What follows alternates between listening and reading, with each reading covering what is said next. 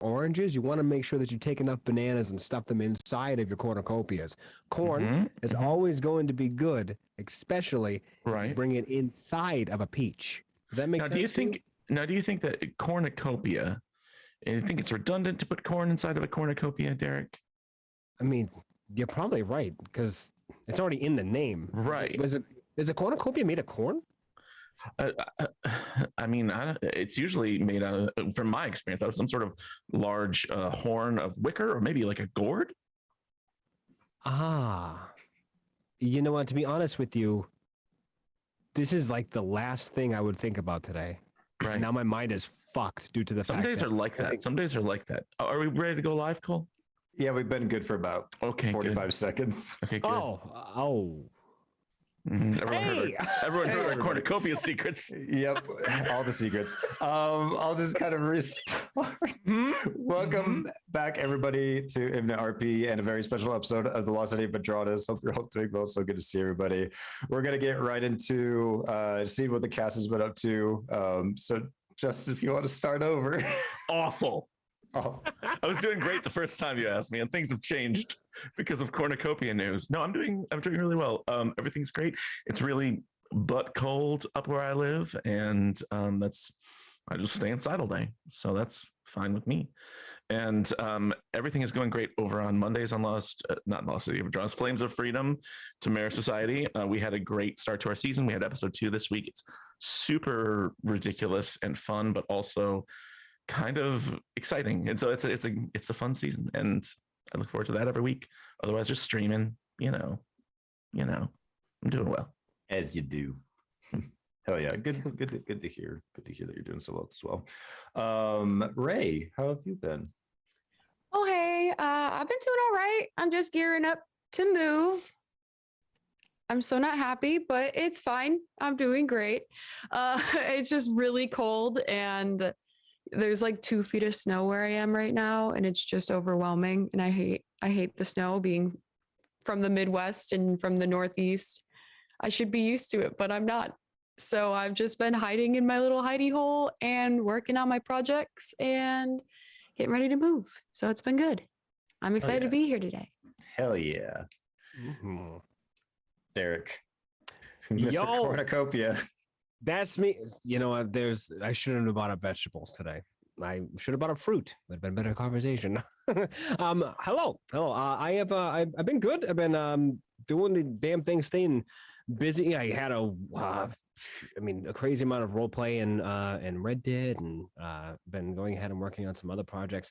Got a opportunity to go ahead and start a job, hopefully within the next few months, that I think is going to be, I think the word is life-changing. I can't talk fully in detail about it yet, but when I can, I cannot wait to go ahead and share the news. It is going to be great. It's I was tested and I passed. So I'm hoping to God that it goes ahead and opens up some other doors to some other things, but I'm doing dandy, friend. Doing just dandy. We are all gonna have to hear about that when you can talk about it, because that's amazing. Heard. Vague, I know, but heard. That's the best kind. That's Mr. Cornucopia for you. Yeah. What's inside? You'll never know. Come to my Thanksgiving dinner. We're a few months out of the way, but we will be there. Isla, how have you been?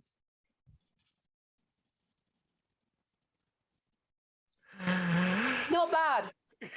Poor Isla has to follow this nonsense. Sorry, I couldn't get my mic unmuted. I was having technical difficulties. Sorry. Yeah. All good. Hi. My name's Isla. I've not long woken up. Good morning. Yeah. Good morning. Yeah. Good morning. No, really not much going on with anything at the moment. There's been no roleplay. There's been nothing. There's not even been any video games. Nothing. I haven't been keeping up with my Halo Infinite challenges or anything. Oh no! Oh no! It's sad. I'm missing out on cosmetics. No, it's pretty much just been full steam ahead. Literally, it's going to sound so lame. It's literally university. If I don't punch my desk, university, gym, sleep. That's it. That's all I'm doing. It's literally all I'm doing at the moment. However, we did just hit a unit in my university course, which is now live event planning. Yay. Ooh. And one of my assignments now is I have to make a theme tune, which I'm excited to do. I'm excited. I have to make a theme tune. So Oh my That sounds god, amazing. that sounds so. Are we talking like growing up when like we grew up, like, you know, DuckTales type of fucking like tune? Because like I'm It not gonna is. lie. it is whatever we decide theme wise to do. We can just make a theme tune. Oh my god. We've got such like creative freedom on it, as long as it kind of like fits the idea of like it goes like it builds, it has a riser, it has like a hit. We have to make several risers and hits for it. Like, so imagine like you make a show and you have like show stingers as well. So we have to be able to make a theme tune, then chop bits out of it to make different elements that you would insert into the show. Fascinating. So, and we can pick anything. Yeah. So I'm going to pick naturally sci-fi because that's what I do. Sure. So I'm going to make a sci-fi intro and work the shit out of it. May I suggest at least 3 key changes, because that's what made At least Disney 3. afternoon cartoons the best theme songs, right? Because it was DuckTales, woo, and then a few minutes later, Sci-fi DuckTales, DuckTales. Sci-fi DuckTales. DuckTales in space. Laser space and star destroyers. It's great. It's so That's great. amazing. You have someone who can sing your theme for you. I'm about to say, I know a guy. That's so good. I'm so excited for you. Oh, that's awesome. That is so cool. Well, like we were saying, tonight is a little bit of a special episode. We're not actually continuing the journey in Vedranis as of yet. We'll be getting into that in a next week or so. But we are going to do a recap of episodes 1 through 28. We don't really have an agenda. You know, it's just going to be kind of a conversation with the cast about everything that's happened, might happen, maybe. I can't talk about anything super spoilery that's up here in this noggin of mine, but you know, we'll kind of talk, just have a conversation, and like we want to interact with the chat tonight a lot more. So if you guys have questions or anything like that, please ask. I don't know like when we'll like stop to like answer those questions. We might just like interrupt and be like, hey, someone asked a question in chat, but it's just kind of a conversation. So yeah, to just get right into it, I guess, the only thing that we'll be doing is just kind of going chronologically. So we'll start from episode 1 and kind of just move in right to it. So I guess to kind of like start off, it's not necessarily like straight into episode 1, but I want you guys, I'm interested to ask you as the players and as the characters, is from when you started the campaign. So when your characters first came to Vedranis, what has changed about them up until this point, until 28, given that one of them is dead? It's a pretty drastic change. That's a pretty drastic change. But it could even be like maybe like Vader's mindset up until that point, and then Marcoris's point of view up until that point as well. So I'm gonna put on like some music, I think. Oh yeah. So we can just kind of listen. Pump up the jams. Ooh, pop. It's just gonna be our normal chatty music, but I think it'll be perfect. So anyone can speak at any time. Like I said, I'm just kind of interested to see, you know, what kind of character growth and differences we've seen. You know, how has the events and the city proper maybe changed or not changed for that matter, your characters. Not everybody speak up first. I'll go first. Yeah, I'll go first, and I'll do one That's of the my guy. 2 characters. All right, and then I'll do my other one later. But I'll let y'all pick. Who do you want to hear about? Water. Okay. Yeah, chronological. Yeah. Chronological. Okay. So for those who are unfamiliar, I played Vader for how many episodes? Like half, right? Like it was like 14? 15 or 14 or something like that. 13. I think 13. He died in. So session 13 was called Lost Beyond the Veil. Session 14 was. It was 12. One Night in a Hole. It was session 12. So I think he yeah. died 12. Yeah. 13 was like the episode after. So I'm also like halfway through the arc, right?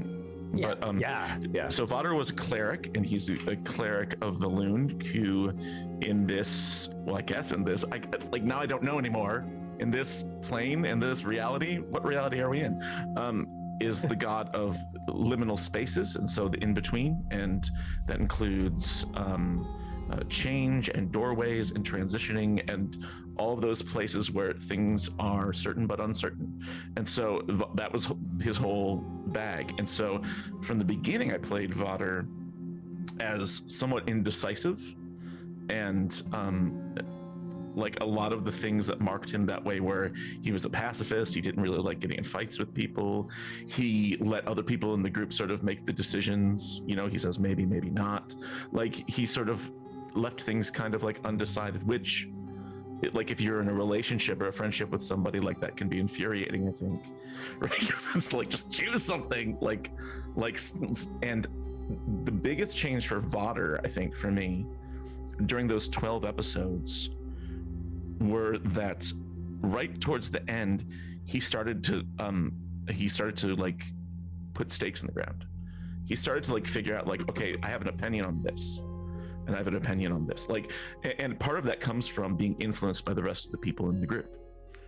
And so he saw, especially in Nock, he saw like a drive for something that he really, really wanted, and Vadr never really had that. He never had strong feelings about anything, and nobody has stronger feelings than Nock about statues and glory, right? And so the sad part, or maybe the ironic or whatever part, is it was towards the end when they were in the mausoleum and he was exposed to all this undeath and zombies, you know what I mean, and stuff like that, and he just like, he decided, like, no, I fucking hate that. Like, I hate zombies because we're supposed to pass from one life to the other. Like, it's supposed to be, you know, a step through the veil. And so this idea that somebody was fighting unnaturally against that made him really angry. And it was the moment he died was he was pulling open this coffin. And I don't know if you remember this. I think it was, Derek, I think it was with Nock. They were standing next to each other and having this conversation, and Vadr was explaining why he was angry about all this like zombie and skeleton bullshit. And he pulled open the thing and set off the trap, and he died. So like he barely had a chance to have an opinion on something, but at least he grew. Like, at least he, you know. And then, of course, we know that he passed through the veil, and for those who watched sort of epilogue of that episode, he had a chance to make a decision, and that now we see maybe Calder chose differently than he did, and Vadr wouldn't choose that. Like, he just wouldn't. He's like, nope, it's a one-way ticket. And so he was all right with that. So that's Vadr. I think that's the biggest change he went through. Yeah, and it was really interesting for me when kind of like as I was creating the world. So for those of you who don't know, Vedranis was actually a West Marches campaign that I had ran with my cousin like over a year ago. And if you don't know what a West Marches campaign is, it's essentially a hop in, hop out, like you gather your party, do a quest, come back. And he and I together had created mainly my cousin, actually. So I can't take too much inspiration for Lord Walden and The Dream in Rick and Row. That was actually a lot to my cousin who actually created that. But it's really cool because it really, like, this, like a dream in a way, and like the transitioning from sleeping to dreaming to waking up is a transition in itself, which I thought was going to be really interesting to see how Vadr even took something that was, for lack of a term, like maybe perverted in a way, like twisted and because and it kind of begs like an interesting thought that when, you know, these lost gods as they're called. So again, also the creation of the pantheon goes to Justin. You created this pantheon, which is so cool. there was, I always wanted there to, even though the lost gods are lost. Yeah. Their presence is still there, albeit subtly. So in my mind is like with the warp stone corrupting Walden to create this dream to get away from reality, essentially. That transition that he created, like, was that subtly influenced by Valoon? Maybe not. And then later we meet cat followers in Iden and shoot, what's her name? Dala. Dala. Yeah, I love that. And yeah, that's me. Someone else talk about their characters' changes. Heard? Which way do you want to go? Do you want to go down and then across? I'll choose someone. Do it. Yeah. I like that. Wait, That's fine. yeah, do that. pass That's the ball. Popcorn. Okay, I choose Derek. Sure. So that's me. Knock coming in, I think the question, of course, being the person that Knock was, making that character was a bunch of fun, mostly because of the fact that I get a lot of call-ins to my own culture, being from a tribe, being from a mountain people, secluded, trying to do their best to just be self-sustaining, and finding this great gift that overall changed the aspect of how Knock interacts not only with his people, but interacts with progress within his life and everybody else's life, and the general influence that that has. When he was exiled, coming to the city of Vedranis, being inside the back of that wagon, in my mind, how I imagine all of us coming together and being inside of that wagon is that, like, Knock himself just happened to see a band of people, some religious cats here or there, and he was just like, "Where are you going?" And everyone being like, "No, we're going over here. We're going to this big city that just appeared out of nowhere." And that rumor itself was enough to entice the man to be like, "I need to get there, because maybe if I get there, whatever I find is going to lead me to this stay on brand here, peak of glory." So I, in the vision of not getting there, honestly, I seen him as the troublemaker of the group. It was just that he was going to do no matter what. If he saw somebody that had something that he wanted, it could be, like, for example, the dragon with only one arm. If that guy decided to fucking attack us and whatnot, and he was some legendary mercenary, ripping his fucking arm off would have been great to go ahead and have and keep as a goddamn trophy. That was a possibility that ran through my head, because I never played troublemakers in D&D campaigns. It's always like, the tinkerer, or the person that is trying to be the bard or tell a story in a different medium that isn't just like full gung-ho, jump right into it. But I think the one thing that Knock, in the sense of the progress of his character and his story, is that he grew to love and care for the people around him, which is something that he didn't think he was going to be able to do, because he only had one tribe. He didn't have another. And I think that is super important to somebody who's blinded in the sense of glory, like being able to be epitomized in a way, or to have this championship belt give him the honor that is necessary for him to progress and to get back the thing that he wants ever so much.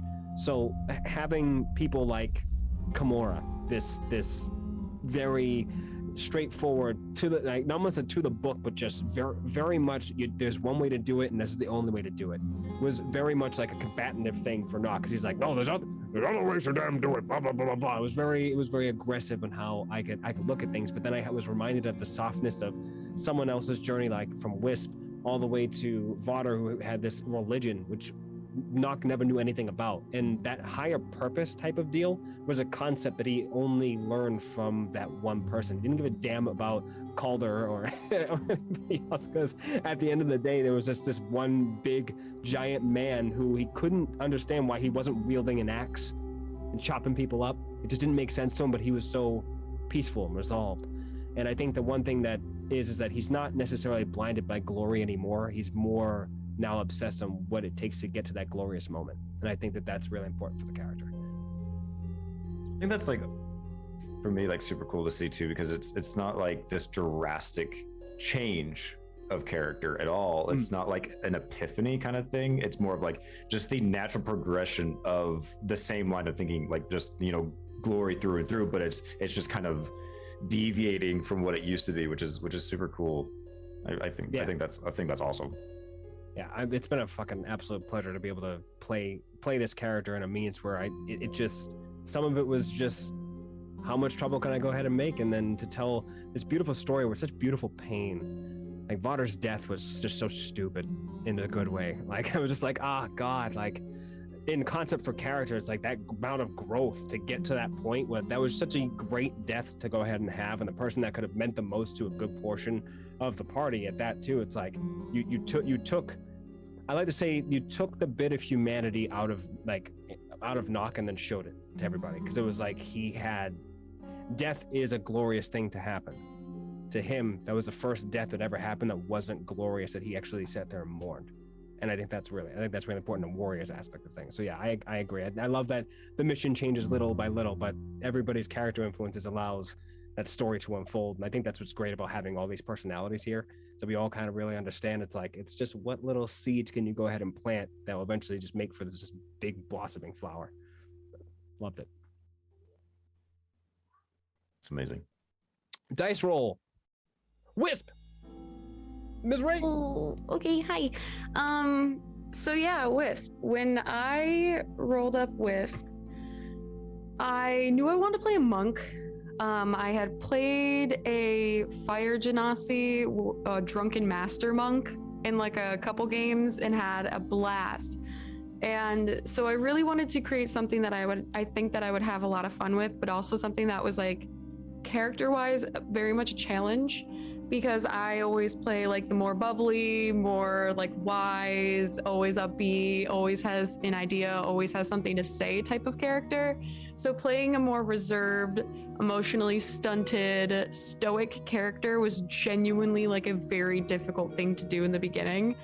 And like even talking softly, like I'm not good at it. So definitely the physical progression of her, now that she's feeling more comfortable in herself, comfortable with the party, comfortable with making decisions and actually having opinions, kind of like on the same line of Vadar. Like she was allowed to have opinions, but she was never able to voice her opinions where she was and where she grew up, and with the people that she grew up in the monastic order, the Ikuharas, it was very strict. It was very rigid. It was very, at sometimes abusive to both her psyche and her physical body. And she had learned to basically will out everything that could possibly cause you mental strain. And that was kind of like her thing. And now that she's come in contact with Nock, especially, and people like Vadar and Kimura that have these like different ways of viewing the world and different ways of expressing their pain and also like subduing to their pain, it was really kind of that contraposition for her to allow herself to give into that, because it can make you stronger. Like when Nock was dealing with a lot of the voices in his head, and she kind of had to like have that conversation that one day and like gripped him by the face and was like, you are strong in body, but you now need to be strong in mind. Like it was because he's also teaching her, like, you have to be strong within your body. If your mind has become weak, like you can combat these other things. Like you are allowed to be physically expressive for the things that you deal with internally.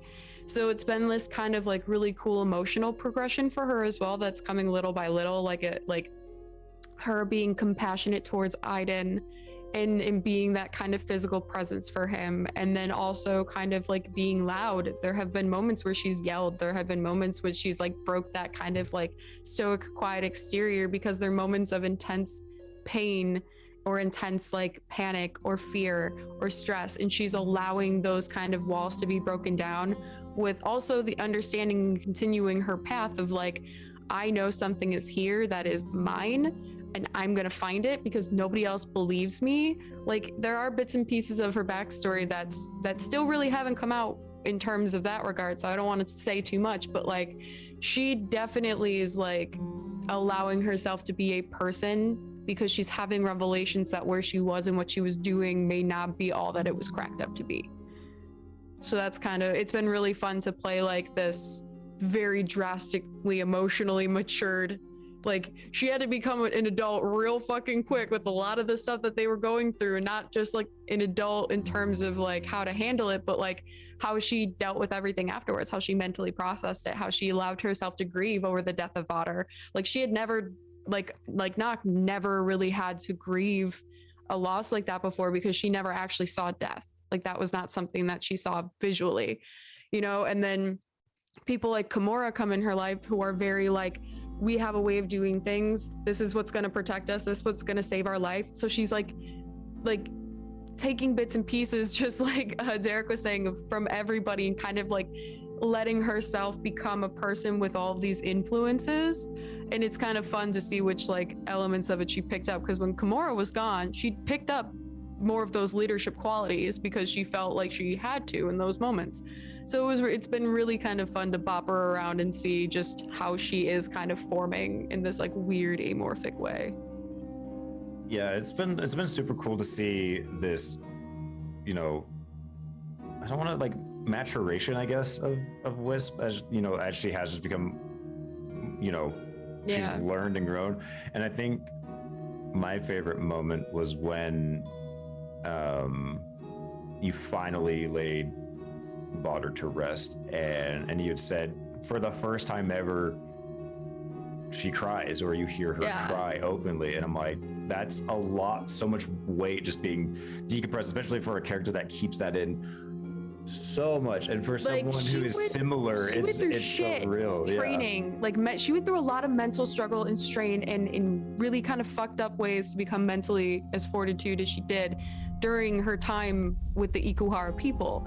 But she had never been constantly tried in the mind and the body as she did in that dungeon. So by the time she got out, there was so much that had built up, because she had to continue to like help keep Knock in order, help keep everyone moving forward. We couldn't distress, we couldn't delay, because then that was eating up time. Like, she understood that, but as soon as she was allowed to let it go, like that was one of the most like the biggest moments that stick in my head when it comes to her story so far, is the moment that she allowed herself to relieve it and like actually decompress, mourn, and get over it in the appropriate, healthy way.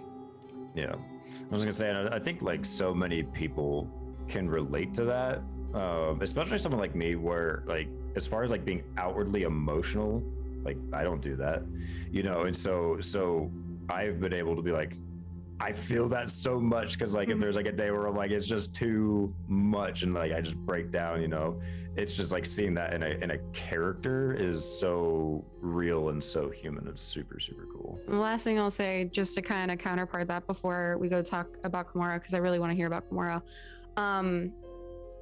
When I make characters, I've talked about this before, but I always pick a tiny aspect of myself and then I blow it up 100 times. I'm like, all right, this is what we're going to focus on. And her story of maturity and growth through letting herself be a person and letting herself just exist the way that she feels is correct outside of everyone else. Like that's something that is very true and real in my life, and that is something that I've obviously amplified to a crazy existence in hers, where it's kind of everything that she's about. But that's like one thing that I really enjoy about making characters, and I'm glad that like something like that can ring with anybody or make anybody feel like they have, you know, some connection to, because it is super powerful. Like, even to go through that as a character, like that's something you never want to, like, you don't want to fuck that up, you know. So it's been very cool. It's been a treasure to play through an emotional story, as well as like this crazy world and campaign that you have created and that's going on in the meta, because that's beyond anything. But it's been fun, and it's been really cool to progress as Wisp. But I want to hear about Kimura now, because she's been gone too long. Honestly, I wouldn't know where to start with Kimura. I think outwardly, to both the party and viewers, there hasn't been much development with her. The way she acts is very rigid. You would, you know, come to expect that from someone with a military background. But when I made the character in my head, there's usually a method that I have, and I wanted to try a different method of creating a character for her, which again, it's all background stuff that you don't really see. And obviously when it comes to making a character, unless you go out of your way to explain it to people, sometimes they don't ever, you know, potentially understand how you came to that conclusion with the character and the direction you wanted to take with them. With Kimura, it was an instance of, I wanted to take a complete timeline of her existence and float. I didn't physically do this out, but I did this all in my head of essentially a flow chart of, and then this happened. And that presented a fork. Which direction did she take with it? And then this happened, and that presented a fork. And which way did she go with it? So I did this very kind of logical step process to get her to where she is. So outwardly militaristic, rigid, almost by the book, not to the point where it's like, there is a manual on how to engage the enemy, but more so she's seen enough of it. I think, is she the oldest party member? I think she is. Yeah, because Because she's an elf, right? She's like wood. Yeah, she's a wood elf. So Yeah. she's actually older than. So technically, she is older than Vedranis being missing.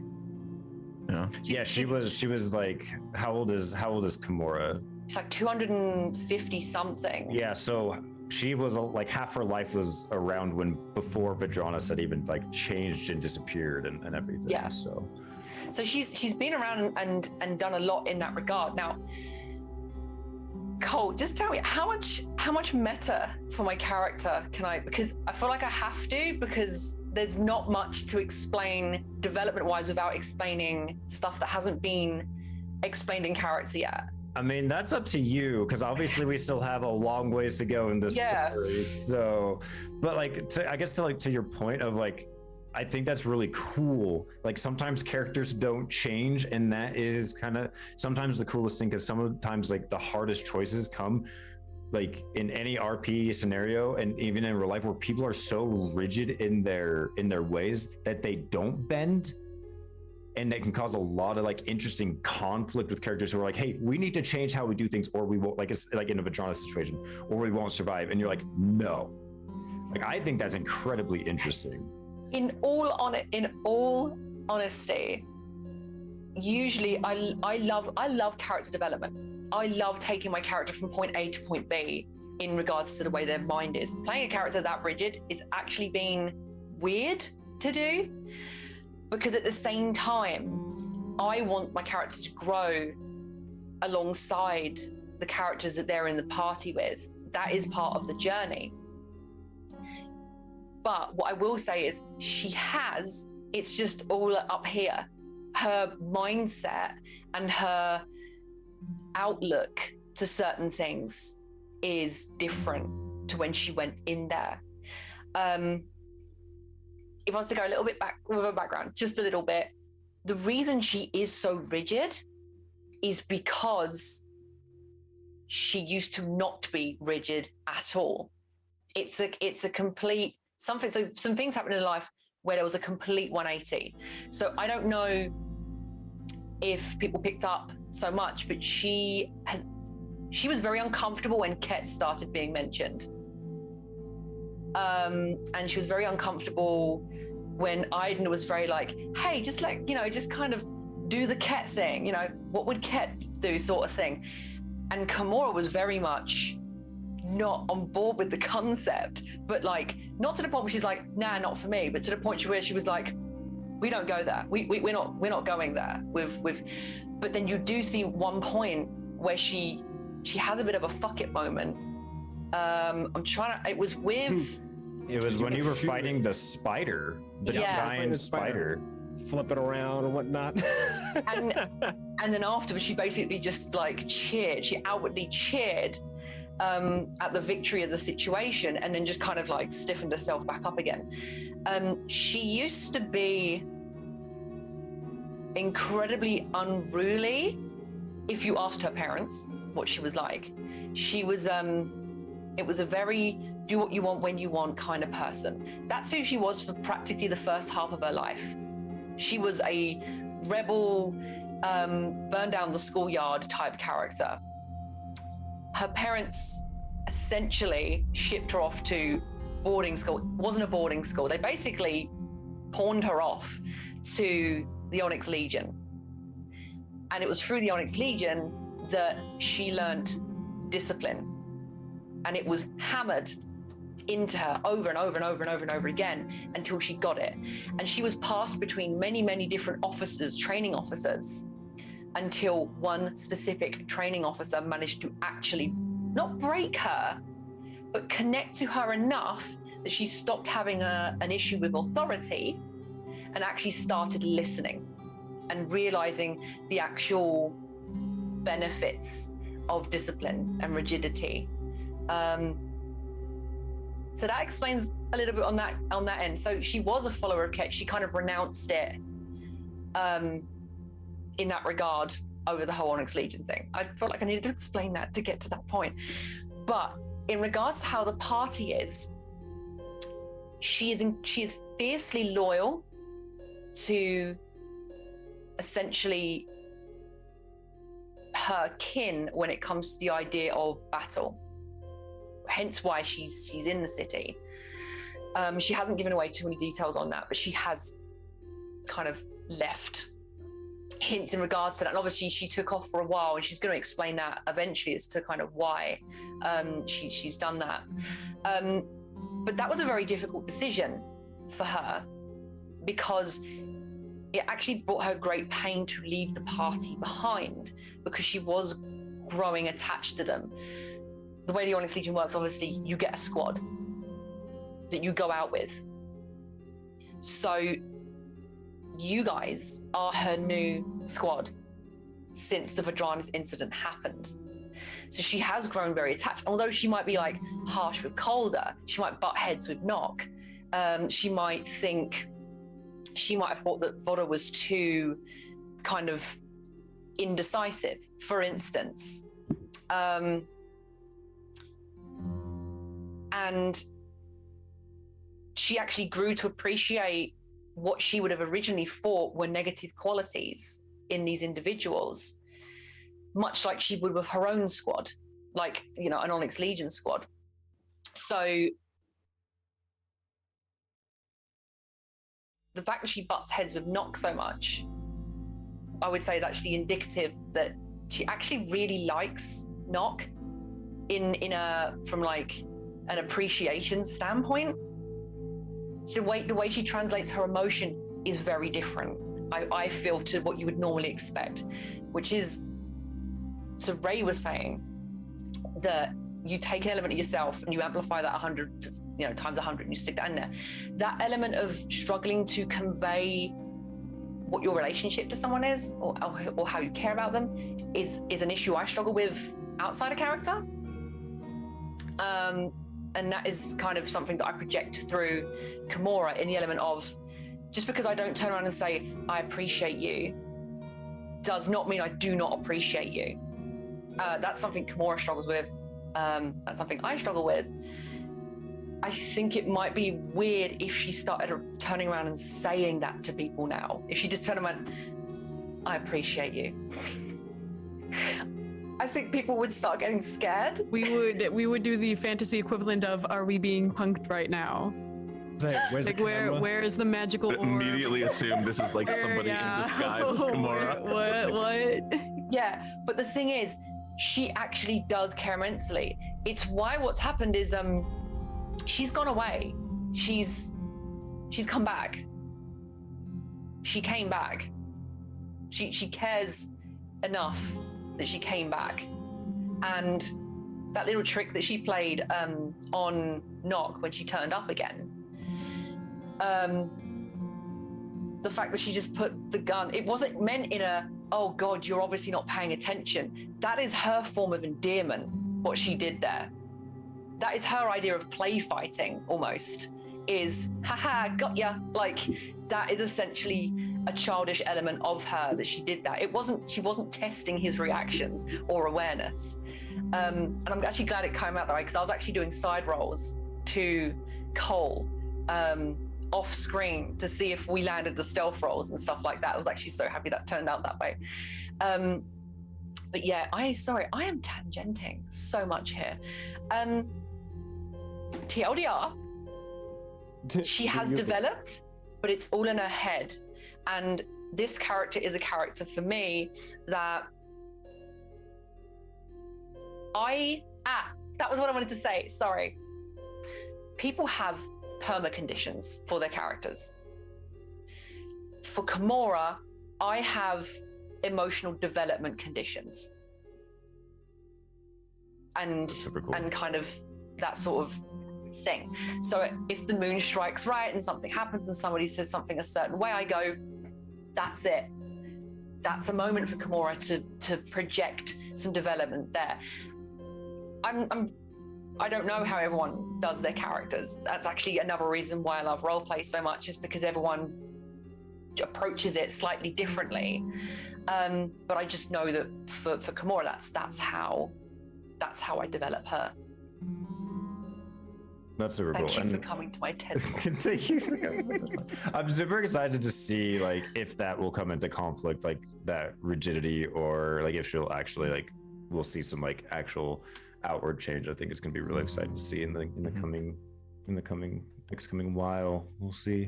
Can I touch really briefly? Oh, go ahead. No, so I've absolutely got plans for her development going forward. And now that she's returned, I'm really hoping there are some moments when I can actually start showing that Kimura is not a robot, essentially. So, but yeah. So briefly, really, I realized after we did the math that I've played Marcoris longer than I played Fodder. Which He's been around for more of the campaign. To think about, right? But really, the other character I want to touch on is two characters, because Marcoris is part of a unit with Jiraxius. So, like, you know, like, of course, yeah, he's his familiar and stuff like that. But in terms of character development, something is happening between them, because so I'm trying not to give too much away, but I mean, and it's interesting that Isla, it's interesting you would talk about like showing emotions and the way we display that stuff, because really Marcoris's development and Jiraxius's development is about masks, and is about how Marcoris professionally is a diplomat. He winks and does the finger guns and tries to like charm people and stuff like that.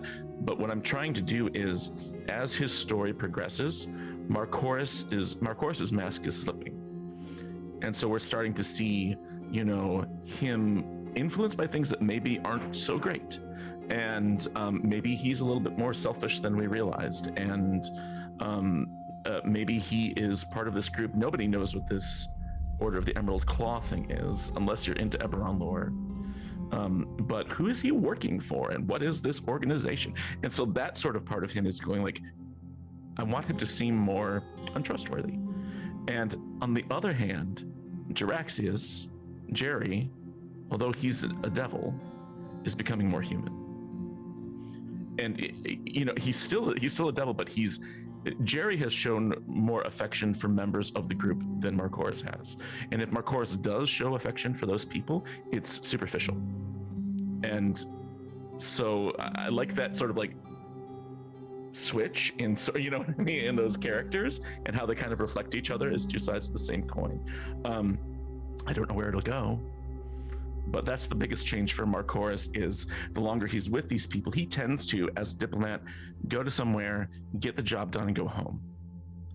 And so now it's like, I've been here for so long that the mask is starting to slip. It's like me when I go to like a convention or something like that, where I'm like, I'm exhausted, I want to go home, I'm going to bite someone's head off. You know, it's like, that's what's happened. So I also give you a lot of props for playing a character with a familiar that also has like a story to them, because a lot of the time, and things that I really dislike about people who play familiars is that they just kind of drag them along like a stuffed animal on a leash. Here's my cat. And they're like, here's my cat, let me just truck it down the hallway and see what it sees. No interaction except for when it dies, and then there's this emotional little scene where you have the ritual to bring it back. Like, that's the only thing you get.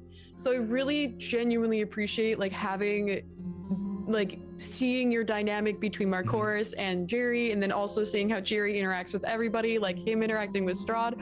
That's been my favorite thing so far.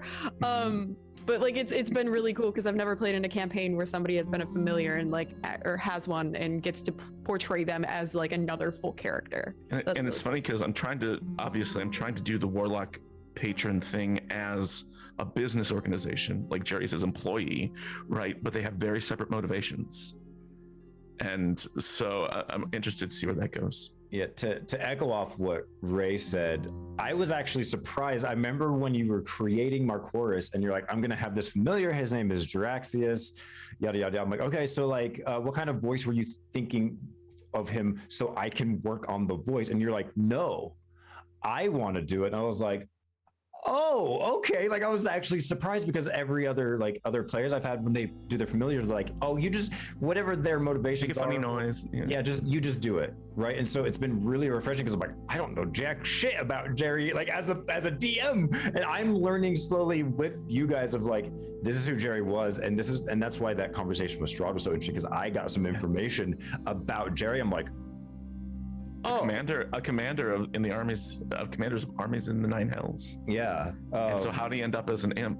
Like, yeah, exactly.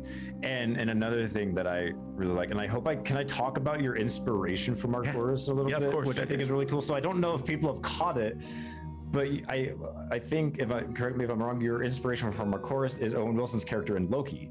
yeah. So In part, it's a mix between Mobius, in terms of his job and sort of that, and also kind of a little bit of Sawyer from Lost, just because we recently rewatched all of Lost, right? Mm-hmm. But trying to do, okay, he's an evil character, okay, but I'm trying to do evil in a way that's not been done before, or that I haven't seen as much, which is that he's a corporate evil. He's an evil because he does the job and that's what he's supposed to do, and he's part of the system. And like that sort of evil is really fascinating to me because even this Order of the Emerald Claw is like this, shady organization, but he's just like, he's a pencil pusher. And so what's more evil to be like, I'm going to murder these babies, or I'm just going to do my job and keep my head down and not say anything and not do anything about it, or to be a part of this system that's corrupt. It's been super cool because in Eberron lore, the Order of the Emerald Claw is very like fantasy, like not corporate based. So it's really cool to see like this corporate twist on it because it actually really fits like Eberron. Yeah. And so that's why I made him from Eberron, because Eberron was the closest to having like business people. Right.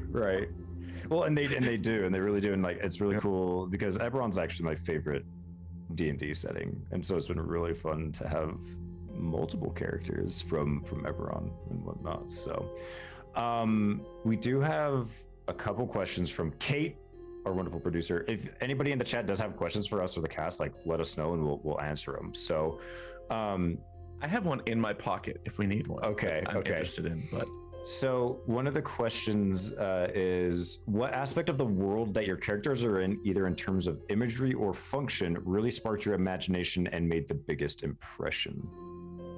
And then there's a follow-up question that we can ask after.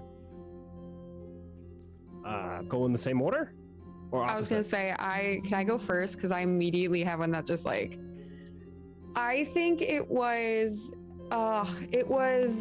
a combination between the dungeon we went in general, just like the dungeon crawl itself, and meeting the Drider. Because I had never met a Drider ever before. I don't know if many people know, but I have a secret project that I've never unveiled before for D&D, and it's called a Drowconid. And it's a mixture between a Myconid and a Drow. It's a dark mushroom elf. I've been obsessed with Drow and have been researching them for literally over like 4.5 years now. And Driders are just something that like lore-wise and just like monsterily are just so, they leave such a creepy feeling, but you still feel compelled to be in their presence. And it's something that like I felt you did so very well with, as well as the dungeon crawl. You constantly kept like the tension always there, and the monsters progressively got a little bit more difficult and more larger in scale. And you also threw like a lot of mental challenges at us and puzzles. And it was just something that like left like such a big impression on me about the world, because you can quickly realize how things can change and your perception can be swayed, which I thought was really cool because I got to see a lot of like weird elements of the world in that dungeon. Also, as well as the creatures, like the Alhoun, never met one. Like that was fucking wild. Like that was cool as shit. Mind flayers are also one of those creatures that like they're just so like classic in my mind when you think about like Dungeons and Dragons or high fantasy. And to be able to meet these like legendary characters in my mind, these beasts, and kind of have these interactions with them, like you do them such a solid justice. And I think because of that, it super impacted how I felt about like getting immersed in scene and getting immersed with like what we're interacting with, especially your monsters. The monsters keep me locked in. I love them so much. I was so excited to reveal Karina. She had been created very, very, very early on in the campaign. And I remember, because I'm like, how do I portray the death mechanic in Vedranis, which for those of you who are not aware, this happens. I think this has been revealed enough that people are aware and the players are aware. When you die in Vedranis, you don't just die. You are given a choice. You go somewhere else before you go there, and are given a choice whether to come back or not. If you come back, you take something with you. And we saw that Vauder did not take that choice and is passed on. But Karina was one of those people who said, okay. And so I remember like, okay, well, what can I do? Like I have a table of maladies and things that can happen to you when you come back. I have a table and every character NPC deals with it. So it's a way for me to be like, oh, hey, like, here's a way to not just outright kill your character and have you give like a conflict and a moral choice to make, but also like to make things fun and whatnot. So I remember rolling on the table for Karina when I was creating the story of the Kyrogen and Sigismund and kind of the relationship with Karina and everything like that. And I'm like, oh, like he cut her in half. I'm like, that'd be super cool. Like roll on the table, and it was, you grow spider legs. And I was like, okay, this is super cool. Like, what can I do with this? And I'm like, immediately thought of a Drider. She's not a drow. She's a human. But I'm like, drow stats, drow in, Drider in look. And I was like super excited. And I remember, I'm like, I have to have art for this character. And I went to Gavin and I was like, dude, like this one needs to be done. And he produced probably my favorite art piece in the campaign as Karina. And it's so good. She's like Texas Chainsaw Massacre meets fantasy. Yeah, it's so about good. it. It's I love so wording good. it. It's so good. Love you, Unshuttered. You beautiful, beautiful fucking artist. Oh my god. Hearts in the chat for Unshuttered. I'll jump in there just for a moment that sticks out to myself. I think that the one that sticks out to me is one of the first items that Nock thought he was going to keep as a trophy and realized that it wasn't going to be possible. And it's the scene after we had killed and or had come up on the Kyrogen for the first time. And the crows and everything else that are flying around, and there's, after we had done what we did, there's that mask that was on the ground, and Nock picked up and wrapped up around his waist and said, I think this is going to be it.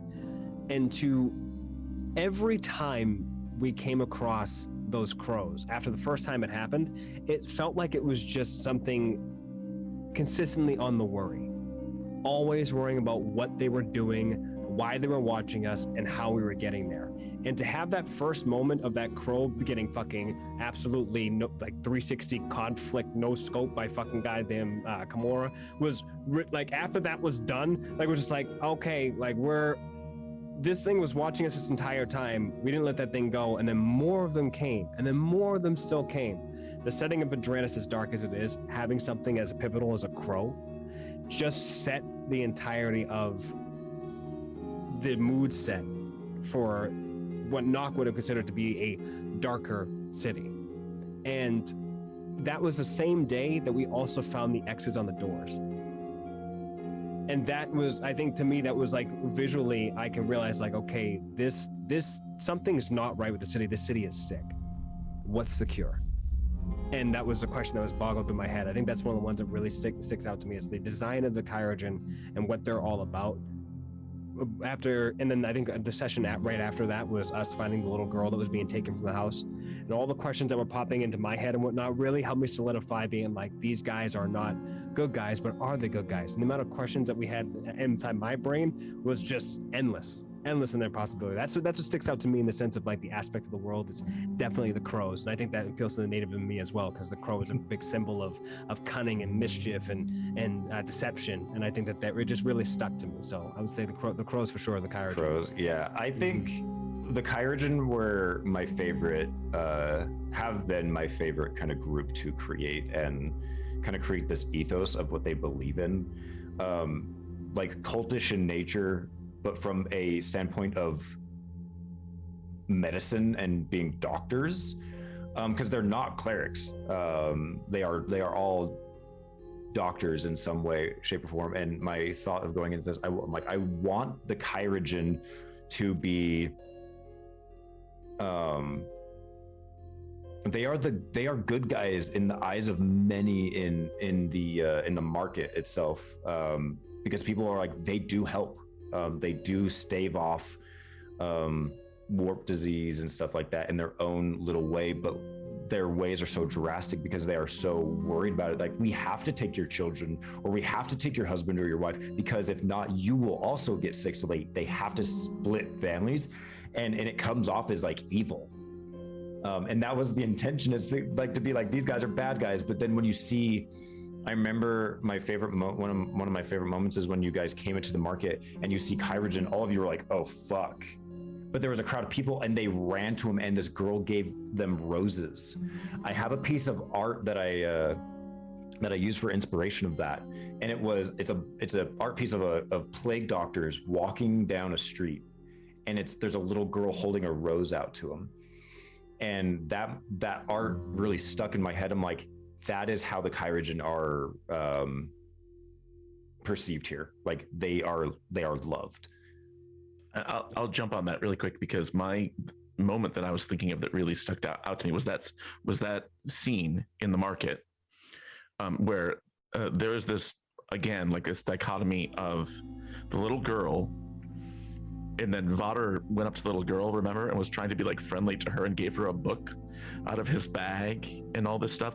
And as that's happening, off in the distance, this person is mutating inside of a tent. And for some reason, that just, I don't know, maybe it was the way you described it, that moment is always just pops in my head. I know exactly how that looks. I know exactly how far away that tent is. I see the tentacles like bursting out of the tent, and like all this stuff happening. And so, but something about those two things side by side to me always sticks with me. That's mine. And to echo off Lita, she said, I enjoyed this that session where the syringe and the lore was developed, and that was like one of my favorite things to do too, because I'm like, everything, every item, like lore item that you pick up has a story behind it, and I like, my favorite thing was creating like this syringe, and that you could tell the strength and kind of the hierarchy of a Kyrian, depending on how much of that solution is in that syringe that they hold around their neck, and just the kind of like dark, kind of sick thing that they have to operate on themselves to become a member of the Kyrian, to show their kind of just how much they believe in it, and are, just how strict they are in that. So. I will jump in. Yeah. Please. I don't want to say almost like the same thing as someone else, but I mean, the whole time, like, the reason I didn't jump in so quickly is I really wanted to give a long think, because I haven't been around for all 28 episodes, but to go through 28 episodes worth, 3 hours a piece. Somebody do 28 times 3. I can't math. It's morning for me. It's a lot. 84. We're approaching 84. It's 84 hours worth of lore and playtime for me to go, Jesus, what was that moment? What was that moment? To be honest, from the moment that we woke up on that wagon, there's a reference there, to getting inside the city, and even off camera when we had a session 0 to kind of calibrate what we were doing, to having Calder in that instance. It's really hard to nail down a moment where the imagery wasn't, or was more blindingly cinematic than the rest of it. Because, and I think we can all agree here, Cole does a fantastic job of setting the scene, conveying the imagery for Vedranis, whether it's something as simple as using the crow motif, or just the feeling of, Vedranis is very vast, and you can tell that because if you go back through all the episodes, I was like, really like, do you know when you press forward fast on something and everything's going like really fast through it? I'm going, quick, do that, whilst everyone's talking. And the amount of places that the characters have been that are actually so varyingly different, despite the fact it's all taking place in one city, is insane. We've got the Courageous markets, the asylum, we've had the dream world, we've had the underground areas, you know, the kind of where Lady Lure lives and everything, or has been living.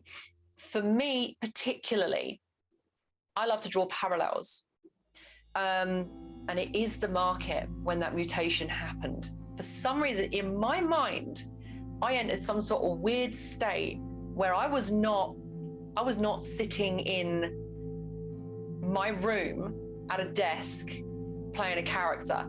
I was in it. I was on another plane, okay? Literally. And I use things I've experienced in the real world. No, I haven't experienced someone mutating in a tent before. Really? Not even once. I do some, not almost.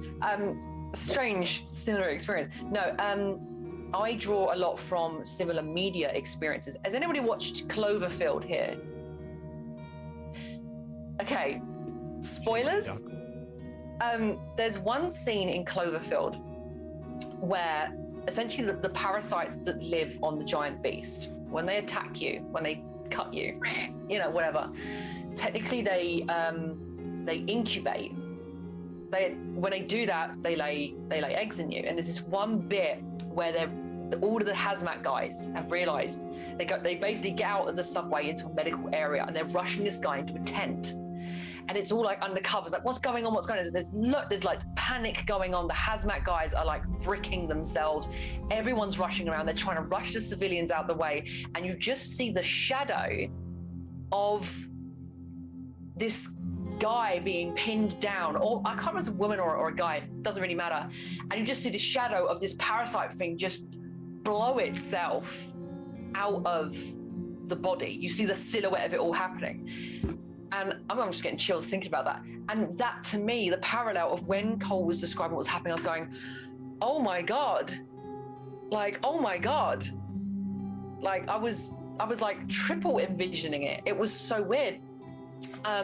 But to me, it was weird. I felt like I had the sounds, the sights, the smells, the emotions, the chaos of all of it happening. And then the battle scene that ensued following that build-up felt so seamless and cinematic. And that to me was just a very, like I said, that's something that stood out amongst something that was already a campaign to me that stands out constantly anyway. Ooh. I do want to say, Cole, if we run across monsters that try to impregnate us with eggs, I'm gonna I be will really not be sad. happy. That's just copy. But I will also say, there's nothing yet. on piggybacking on what you were saying, Isla, like I'm pretty sure after that episode, I got a couple compliments thrown to my DMs, and I translated it your way, that like the combat and the way that we ran the combat was very cinematic, and people actually really enjoyed being in that moment with us, which was really, really cool. Cause I feel the same way. Like I thought about that Cloverfield scene, and I thought about, like, you know, a lot of Alien versus Predator stuff that I've been watching and consuming at the time, because I've been obsessed with that world. And yeah, it was one of those, like, I felt what for me did it was because where Wisp was standing and things like that, I could like slow motion see the people running past in a panic.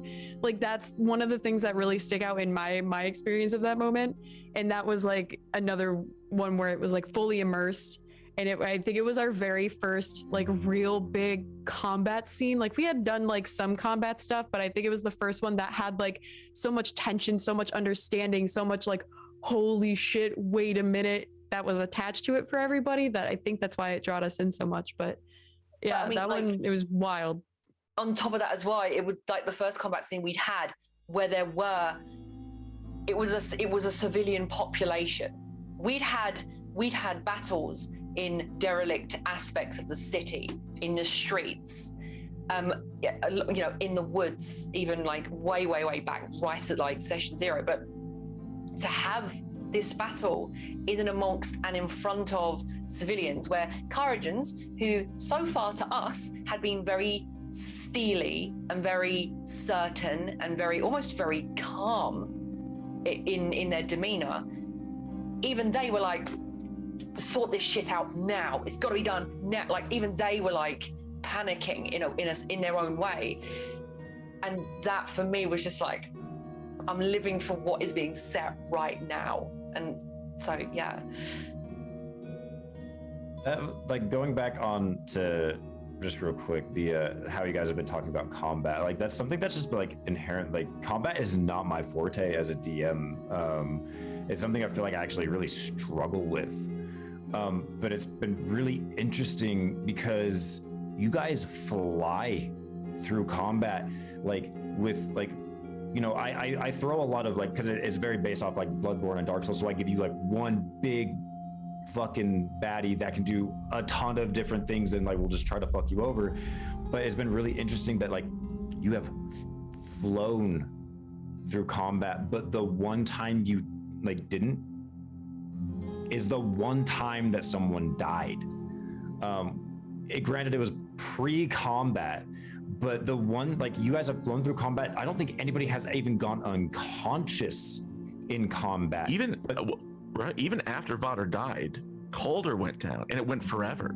It was so long. Yeah, That was one of the most tense combats I think I've ever been a part of.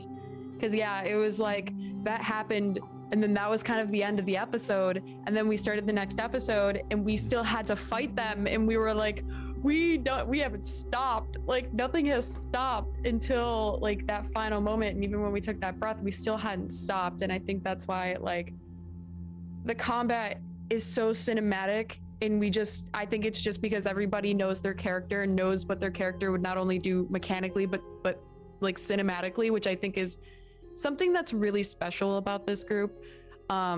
Because I've played in a lot of games. I played in a lot of pickup games. I played in a lot of campaign games, and granted, they were never as long as this one, which I've been so thankful for, because this has been the longest campaign that I've ever been a part of.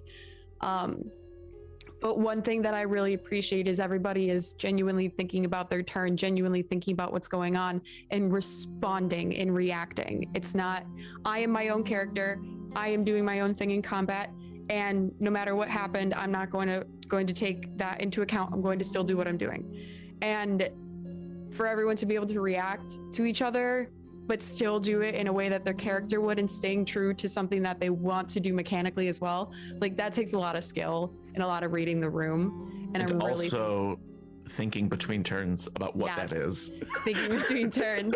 I think, but we just do it so effortlessly because our mind works in those ways. We're used to video game roleplay, which is seamless. It's pretty much immediate. You know, you don't have time to think, and if you do have time to think, like, your character monologuing and shit. So it's something that I've noticed as well, genuinely, as being a player, being like, every time we do combat, it's so cinematic and it's always done so well. I love it. And usually I'm not a combat fan because it usually drags on forever. Kill the thing as hard as you can. Kill the thing. Well, that's what I find is I find when I talk to many D&D players, I tend to find they are on the side of, I'm a role player, I'm a role player, or I'm a battle role player. I never seem to come across many people that are like, yeah, I'm actually chill with both. And I tend to find it's either because you want people that just want to smash, or you want people that really want that kind of that role play immersion. As far as I'm concerned, and this has always been a thing with one of the first questions I ask DMs when I play with them is, what is your stance on communication during battles? Do you only let people say a sentence on their turn, to which if they say it to somebody that was on a turn before them, that person cannot respond till the next turn? Or do you allow a bit more fluidity I'm thinking like Gimli and Legolas mid-battle being able to just like be chummy and competition-y at the same time during a battle, for instance. I find if you can make that happen, if you can role play during combat, you're combining the best of both worlds with it. You know, it's not just I want to, because Kimura's a fighter, and fighters notoriously are just do the thing, you know, just swing with sword, or, you know, like with warlocks, Eldritch Blast. But if you're role playing during that, you can make firing off an Eldritch Blast every turn really freaking interesting. Do you know what I mean? Mm-hmm. Like you can have it like, so sorry, I've got a huge hang up about this when people say combat can be really boring, because I'm just like, you need to add the zazz into it, not as a player. So like, say for instance, you miss your turn. Why did you miss your turn? Did you miss your turn because you fudged a roll? No, technically not, because that's not going to happen in the real world. You just fudged a roll, damn it. No, maybe literally your fighter over there has just swung at that guy, and as he did successfully hit him, that caused the guy to recoil. Because the battle's happening simultaneously, you fired an Eldritch Blast, it would have been on target, but because the target then recoiled, it sails past. As an example, it's all interlinked. Sorry, I had to get that out there because it's an ethos of mine. One tiny little piggyback and then we can move on.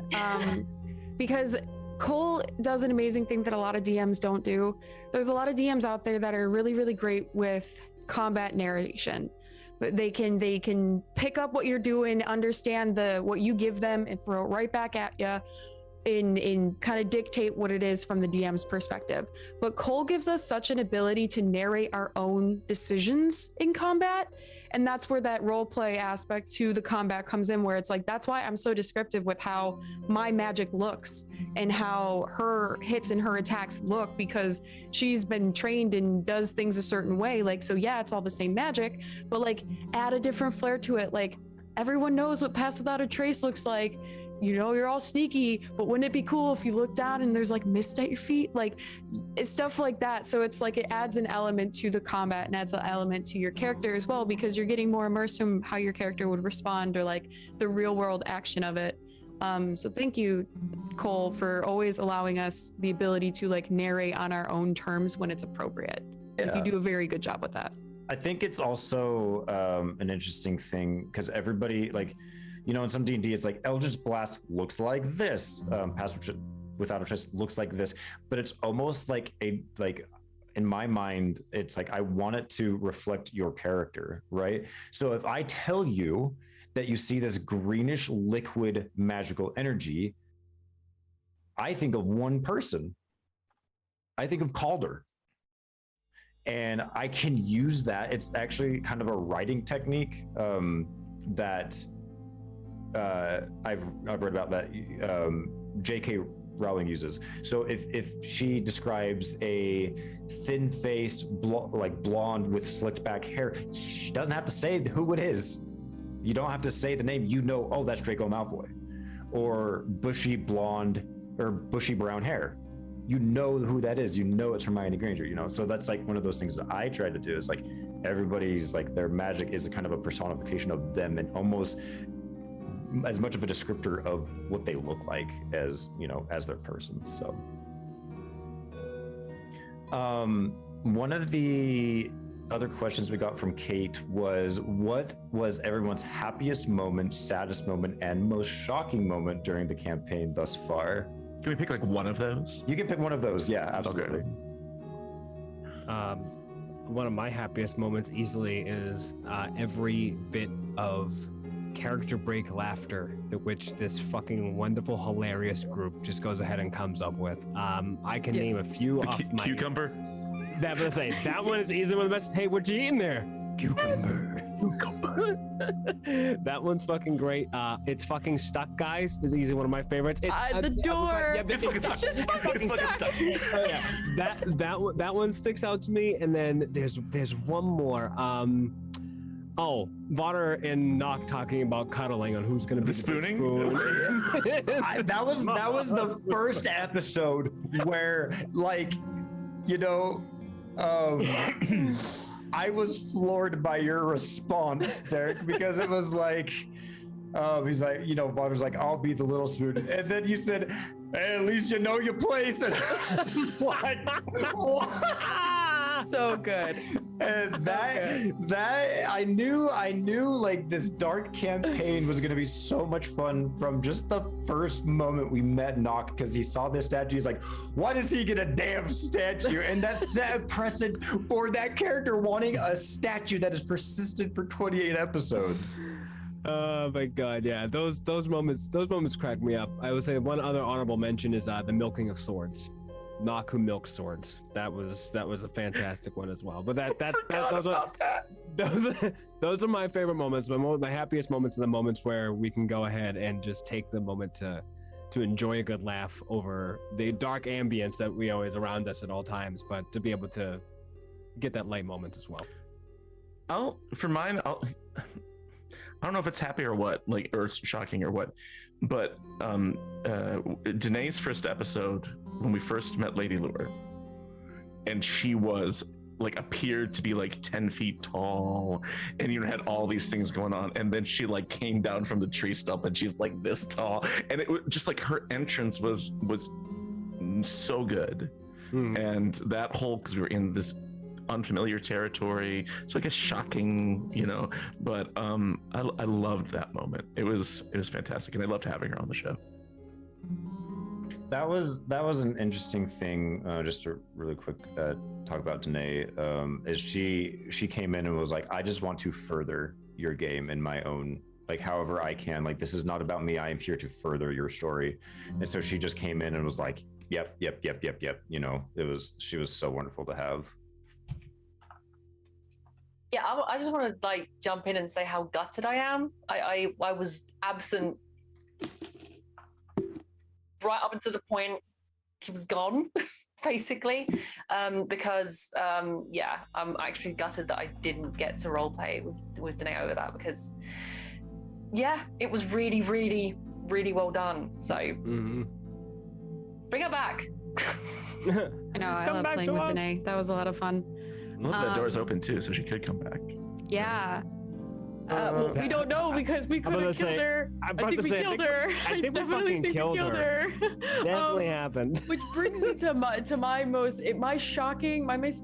favorite shocking moment. I think it's a meta moment, but it's when me finally saw that all the things were coming together, and I was like, oh, I understand why this fucking city is so big, because it's not just one city from one plane. And like, I started putting together these things that Cole has been laying out since episode 1, so much so that I went back in my notes and I like read through everything, and I was like, there have been signs this whole time.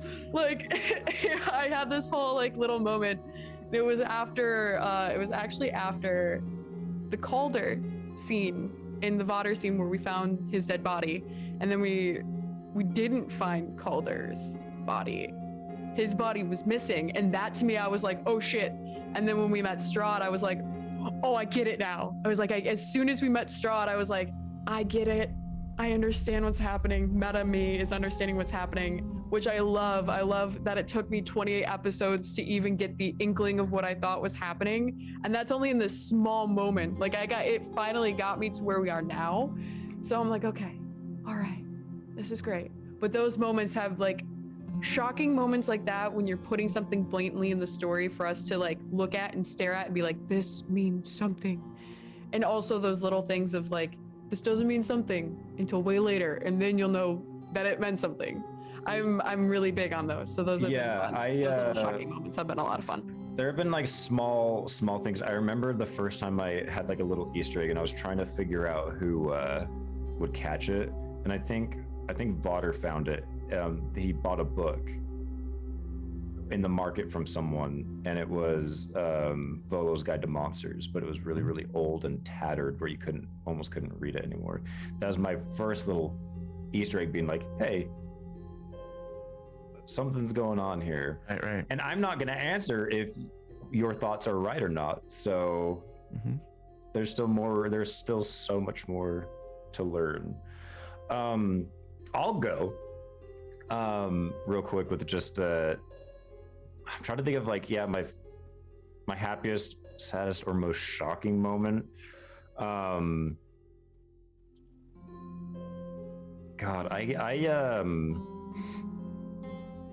I've just loved, like, my favorite thing, and this is my love for you guys, is how reactive and animated you are when something gets explained, or like a bit of lore drops, or like a cliffhanger like comes through. Like I think my like my favorite moments are as follows: is when you guys met Halifax for the first time.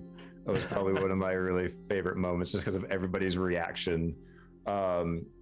Another one was when you guys fought the gibbering mouther that you didn't realize were just a bunch of people in the dream. That was fucked. It was messed That was up. fucked. I think we all put that so far back in our memories we didn't even remember it because that was so fucked up. Yeah. And then oh shit, who was the other one? Meeting Aiden and Dalo was really, I love that. was really my favorite, because I've been wanting for so long to have like an Australian character, and having and bring Ket into the character as well. And everybody, like, I've always seen these memes, like, I always do Australian accents for my job because they live down under. And so it was just so much fun just to have a character who was just so out there, and just like embodied what it meant to be a follower of Ket. Yeah. And I was so excited to be like, to even just mention the name, because I knew I was watching Justin. I was like waiting for him to react to it, because I know he'd be and like, that like, as a person who is a words of affirmation person, that ticked all my boxes, baby. Like, I was like, you worked another Pantheon, got in there. I'm like, yep. That's so good. Lita in chat says, when we met Tatiana in the asylum, and I don't even remember when I made that connection to Strahd, right? But like, I just love the fact that she was in there. It's like, who is this lady? And somebody must have pieced it together before I did, you know. And it was just, I was curious to see if anybody had pieced that together. When you met her, it was supposed to be so far that if you knew the name, you might be like, huh? And then I was trying to like not be too make it too easy, because she kept asking her have husband. you seen my husband, which in Ravenloft they're not married. Oh, in the lore, Strahd is trying to woo her essentially, and she never falls for him. Mm-hmm. It falls for his brother, I believe. Mm-hmm. And so this is like and that is also supposed to be people who know. It's kind of a meta thing. If people are like, oh, I know Ravenloft and Strahd lore, or like, that's not right. And so it's supposed to be like, oh, there's something weird about this apparent timeline. So has anybody else not answered about their favorite moment, saddest moment? I haven't, but I'm finding it hard to nail down. I know for a fact that out of character, because I wasn't about when the Strahd stuff happened. I know for a fact that when I found out of character about Strahd and Strahd's wife, I did have an out of character kind of blow of the mind moment for me, which I was like, kudos, like, too fucking shay. Okay. I was like, I like that a lot. Yeah. I think other than that, I think it's not so much a moment, but it's more so like interactions with specific characters that always kind of bring joy to playing. And again, sorry, Cole, I don't want to keep saying this thing, but you're bringing a lot of life into these characters here. I think every time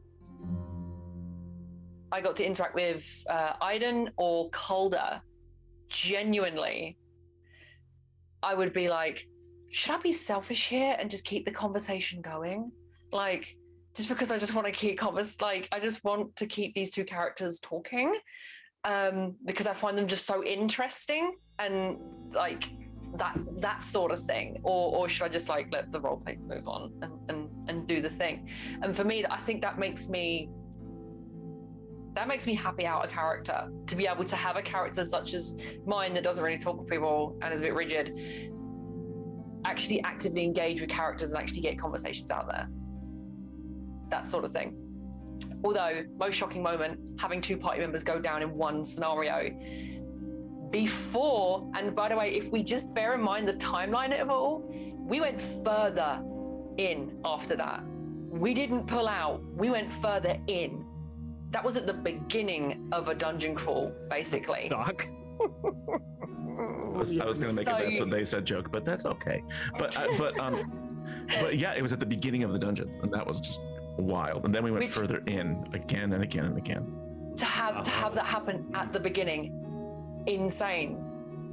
But to me, that was kind of, I think that was one of those things where it was shocking initially when you lose the first two, but as we went further and further in, I was out of character going, what are we doing? We're all gonna die. But that's what I loved about it. It wasn't like a, oh my God, no, we shouldn't do this. It was like a, oh my God, I want to see what the limit of the party is. And I was like, that's going to get tested. And I was like, that's it. That's the one. That's the one. I'll throw one more shocking thing in there that was weird. That when we got down there, we got to the big blue door and we were all trying to figure out how to open it. And we all did everything in our power, and Knock goes, I'm going to throw a body. And just throws a sarcophagus halfway across the room, and that's how we go. Not only do we get a Kimura secret, but then we also go ahead and unlock the door too. I was like, well, I've something from Legend of Zelda I fucking learned, or I just break all the fucking objects in the room and eventually you get fucking something. You want a major buzzkill? It wasn't that opened the door. Oh well. It was Jerry from the other side. That little imp bastard. I didn't even realize that. I thought it was because he threw the fucking thing at the door, and I was like, No. oh, finally. Strong man did strong thing. That's almost like, do you know when you unlock a secret achievement when you play a game? Like, we would throw the missed it. sarcophagus at the door, unlock the lore, and progress through the mission. Secret achievement unlocked. Yeah. So good. Oh, goodness. That leads me to another question, and then I want to ask if you guys have any questions for me about anything that you haven't encountered, or questions, just in general. Who is your, this is not, disclaimer, this is not to feed my ego. I'm just genuinely interested. Who is your favorite NPC that you guys have encountered? Dude, Halifax. That orb talking to that thing every time I get the chance to is easily one of the best. Being like, I don't know anything about lore, right? Mr. Orb. Not the Alhoon, Halifax.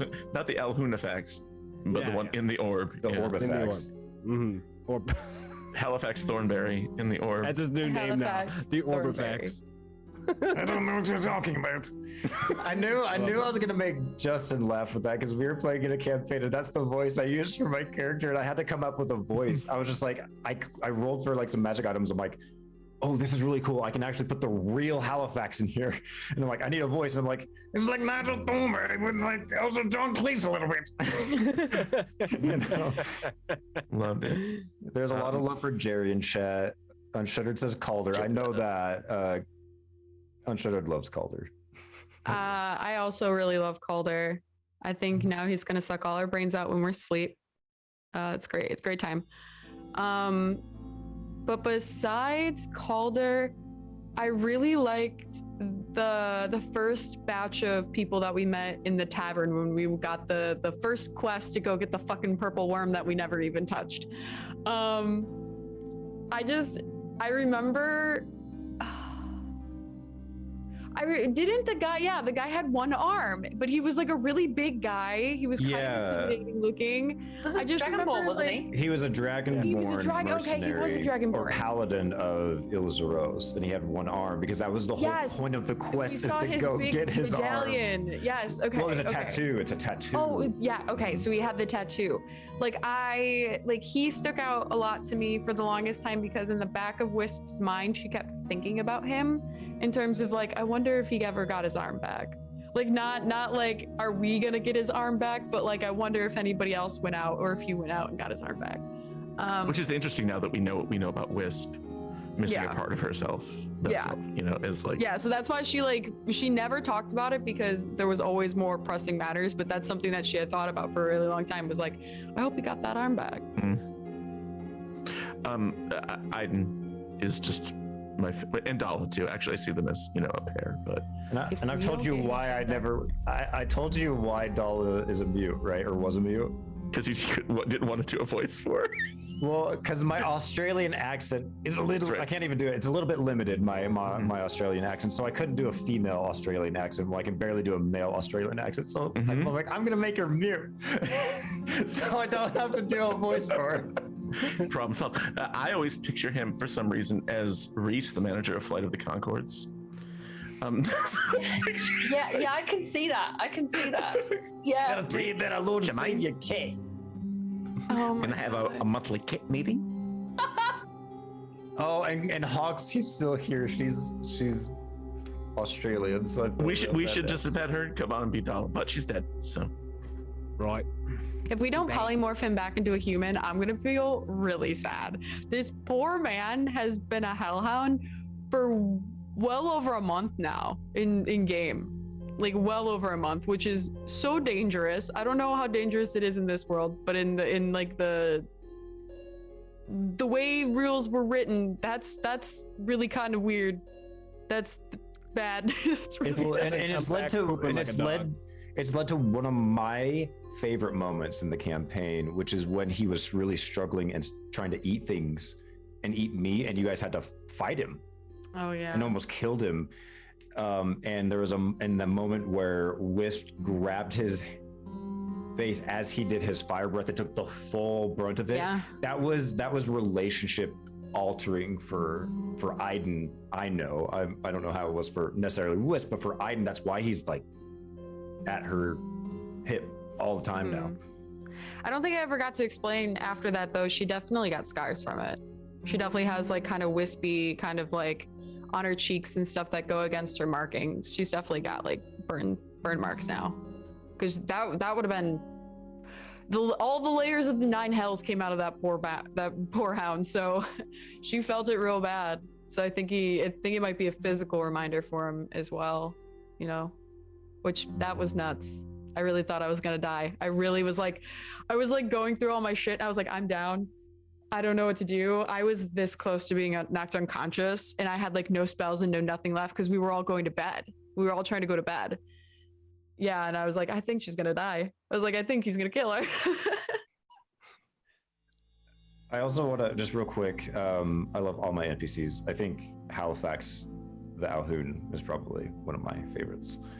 But Lorne, the bartender of the Sentinel's Rest, because there was another one of my favorite moments is when you were meeting him for the first time, session 1, and I can't remember the exact conversation, but it was such a real conversation where he was ordering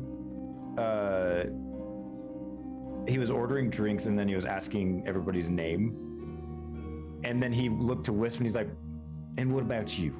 And you were like, water. And he's like, no, your name.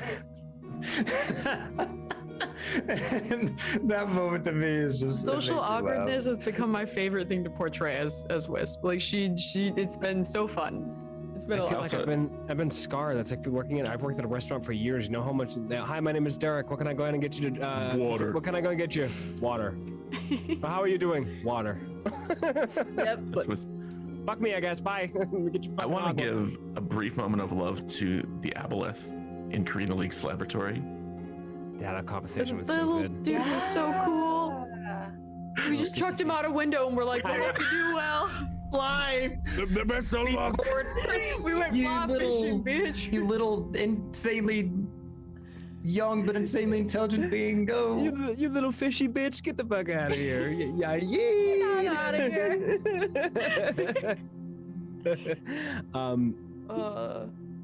I have will a say, really quickly, I will say taking Undercommon was totally, I had no idea that this campaign was going to run in this direction at all. I was just like, what is an interesting thing that she would have been drawn to? And when I was picking her languages, they all have tiny reasons of why she chose to study those languages, which I had to tell Cole. But it's been really cool actually kind of being able to converse with a lot of the things, or trying to converse with the things that we were talking to. Like talking to that thing in Undercommon was dope. That was super cool. Can I give a cheese answer? Yes. Is it Gouda?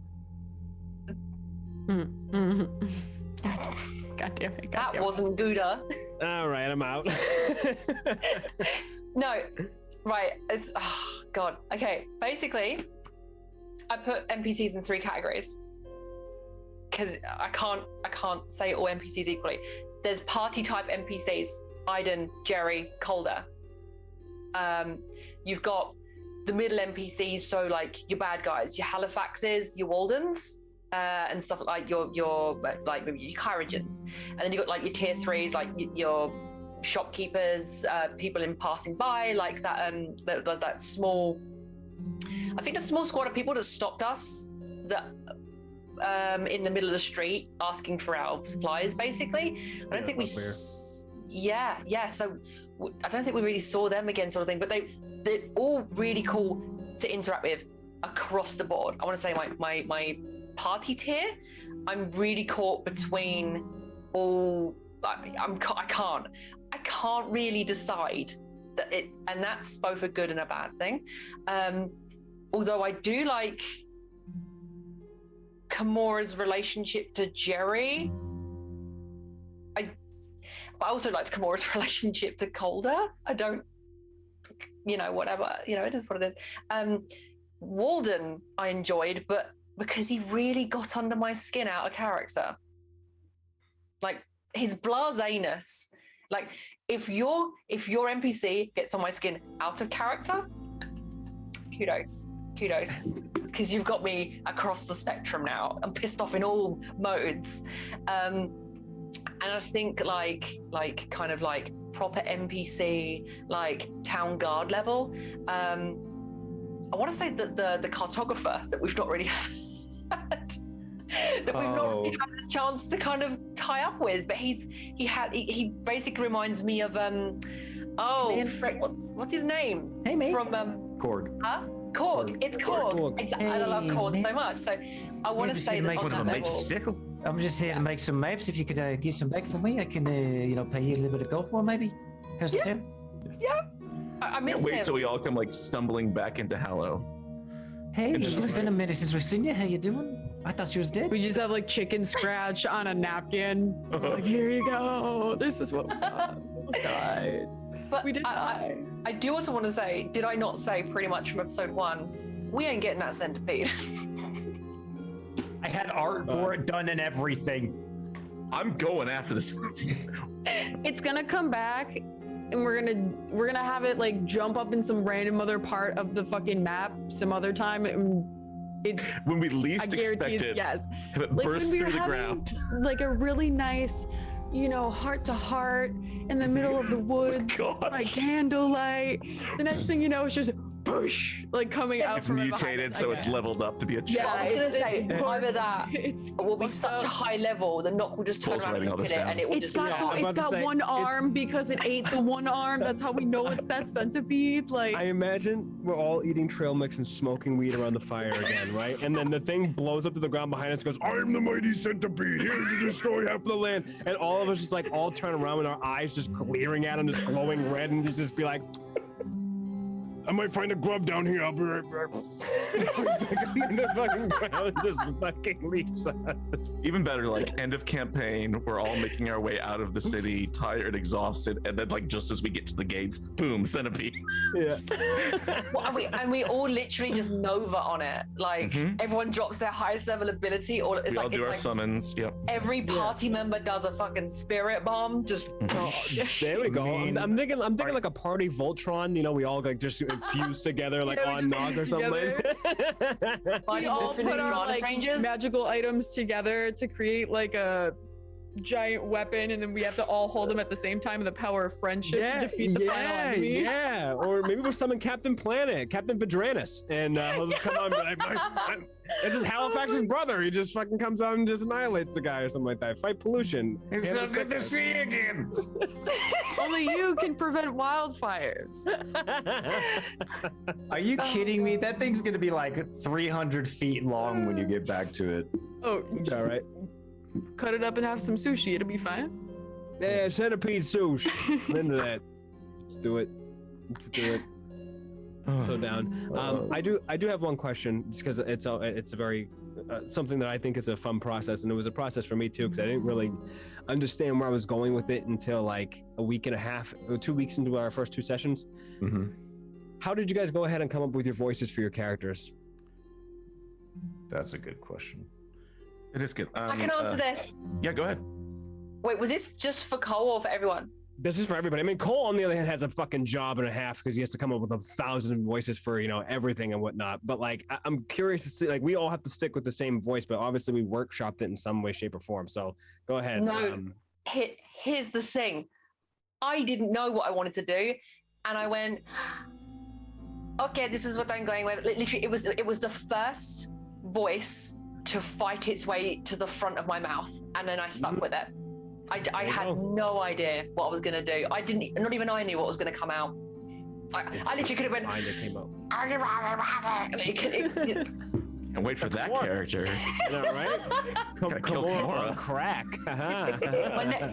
My next character, I'll have a familiar, and that's what they'll sound like. Got it. Brilliant. Vadr was just I had never played a bugbear before, and I wanted that combination of big and hulking and, you know, monstrous, but he's also very soft. So he's gruff, but he talk like this. You know, like he like had this gruff whisper to him. And then Marcoris is, I want someone just kind of like, you know, not sleazy, but like, I don't know why I went with a Texas accent for Marcoris, but I was shooting for Texas, because if I was too short on my R's, he would turn into Jonah Harper from InfiniteRP, so I couldn't do that, right? And then Jerry, I just wanted like the deepest voice possible from the tiniest guy. That's it.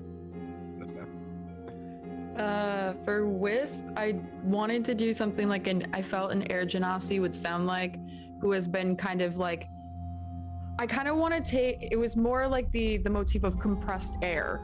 Like air is supposed to be light and so very fluid and very easy ebb and flow. It's just like wind, but hers is a lot more like pointed and kind of compressed down. That's why it's a lower register. She's for compressed me. air. She's basically like compressed air, and that's why she just needs to let go. But Don't puncture her. I modeled a lot of her after Senua from the video game Hellblade. Not only in look, but kind of like in a lot of her mannerisms, because I felt like she fit that kind of like the mode that I was going for.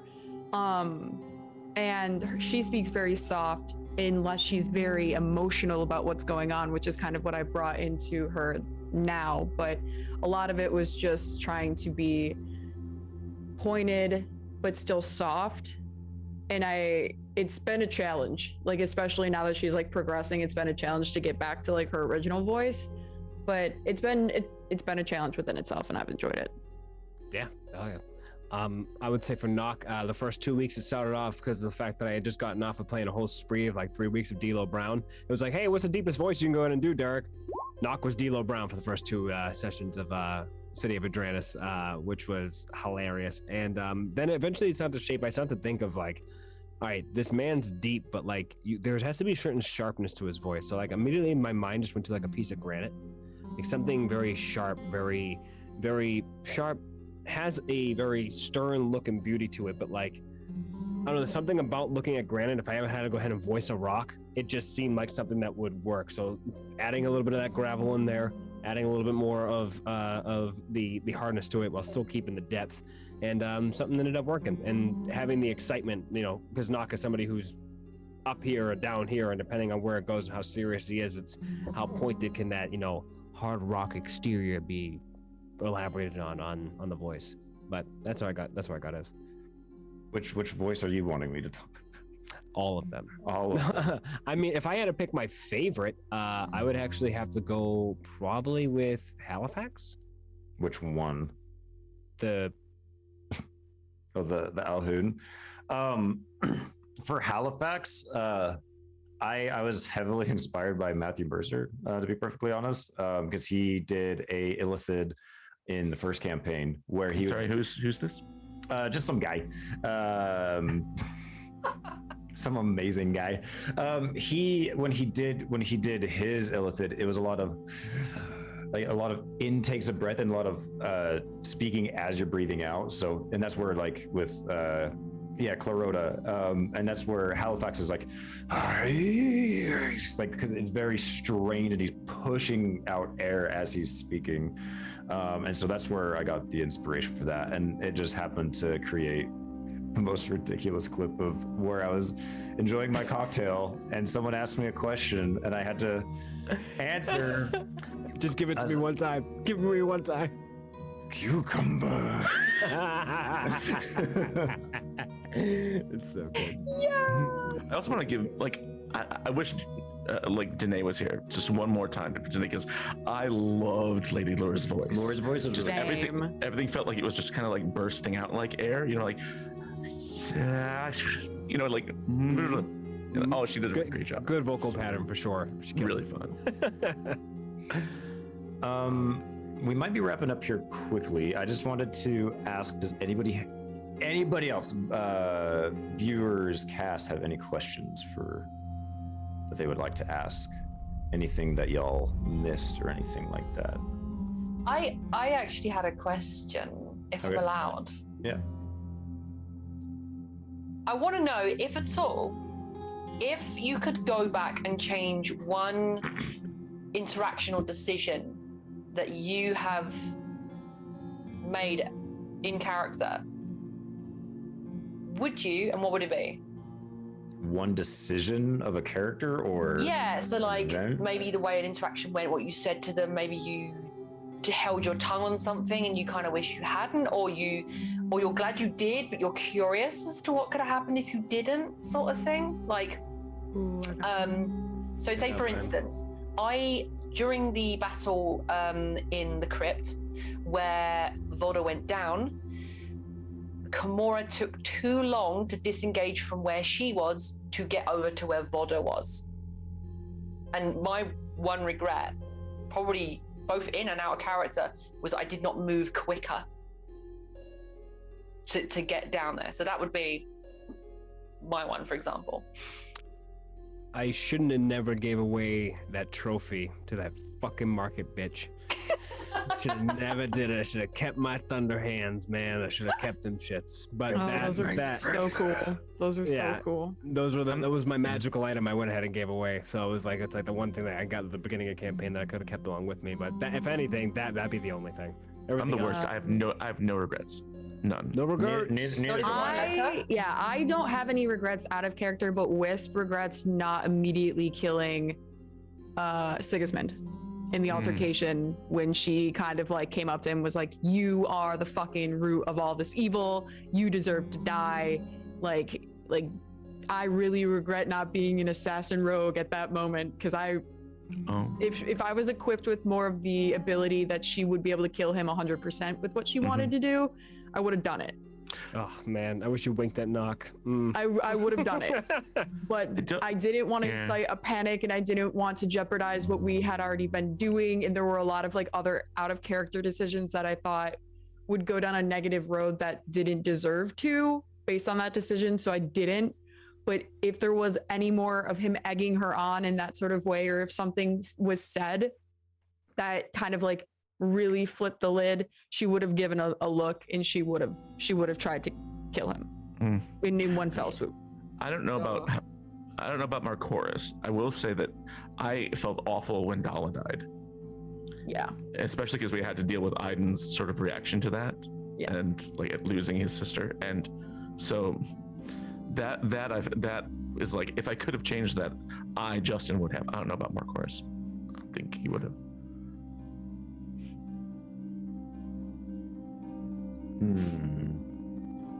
Yeah, I don't think I have any. I don't have any like changes or like as far as the campaign like is concerned as a whole. Like, there's nothing I would change. Cast members. No, absolutely Fuck that Derek not. guy. Absolutely Not going harder on that zombie attack and just TPK. Just Complete slate wipe. That was not intentional to be. It was very just. There's a lot of bad luck that day. There was a lot of bad luck. So much, and then action economy as well for their side. Sure. You were never like Halifax was not supposed to be someone that you fought, but you. I can't remember. Like it was like it definitely incited someone. Like, shit. Here's a CR10 creature that like was intentional to be just a character to be like, there's some weird shit going on here. Here, go here to this trap that Karina had laid because we were working together, because that's essentially what it was. So that's what happened is he started fucking y'all up. But it was really cool because I did not expect, obviously, I didn't expect Calder to die, which really for that character changed, because at this, as we've talked about, he was faced with a similar choice that Vodder had. But Calder, being who he is and who his patron is, he did not meet a cacophony of voices like Vodder did. As will be revealed, this is a little. I feel like it's not super spoilery. It's probably like this is like the next episode. This is next episode. Is he came across something else? So he's X-Files noise. Banana. Yeah, it looks like Kate asked the same question. If you had to do one thing different for your characters, what would it be? But I'm more for Vodder. Cry more for Vodder. That's why probably like one of my favorite scenes ever is that this laying Vodder to rest. I think that was. And I wasn't. It's so sad. It was We'll circle back around and we'll let you see where he was. There. Circle back around. I think very much Kimura would appreciate that, to be honest. I'm trying to think if like there's like not like a final question, but like a kind of like a resolution question is, what are you most looking forward to going forward? Finishing that championship belt, goddammit. Not killing the centipede. You can't say that. That's not your answer. I'm wearing the centipede around my waist. just completing that map. Yeah. What I guess like like what do you hope for your character, or what are you most excited for like this next arc that we're gonna be? I personally, and I hate to kind of keep bringing it like back round to like, oh, Kimura, but I am genuinely looking forward to being able to actually have a backstory come out and have people actually understand her a bit more, if that makes sense. From an in-character perspective, I'm really eager to see people's reactions, because I think, even despite what I've said today, I think there's a lot that people aren't expecting from her. So I'm excited for more development, and I'm actually excited to learn more about the party members as well. My favorite thing is learning people's backstories. I was going to say something similar about Marcoris, is that Marcoris has a soft spot, and like I'm excited for that to like maybe be exposed to the other people in the party. And that's all backstory stuff, I'm excited to kind of see what the world has in store for us. I'm just kind of excited to go through whatever it is, because everything that we thought has been going on in the world is now different. Time could be different. Places can be different. Is this all the same place or is it all different places? Like, I really enjoy kind of learning the environment and kind of understanding the dichotomy of how we're supposed to interact with it as the characters. So I think my favorite thing I'm looking forward to is just understanding more of the city and getting to experience more of the city. What I hope for Wisp's character, I want to see her interact more with the party in terms of like being chummy. Like, I think it's gotten to a point now where like everyone is getting along on some level. Like, I want her to actually start like easing up and working on her social awkwardness because she's never really been able to do that. So short-term goal, working on her social awkwardness.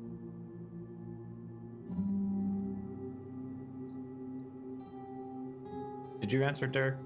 I did. Championship I'll belt, say baby. long-term goal, championship belt, short-term goal. So yeah, long-term definitely the still get more of the championship belt. I'd say short-term for sure is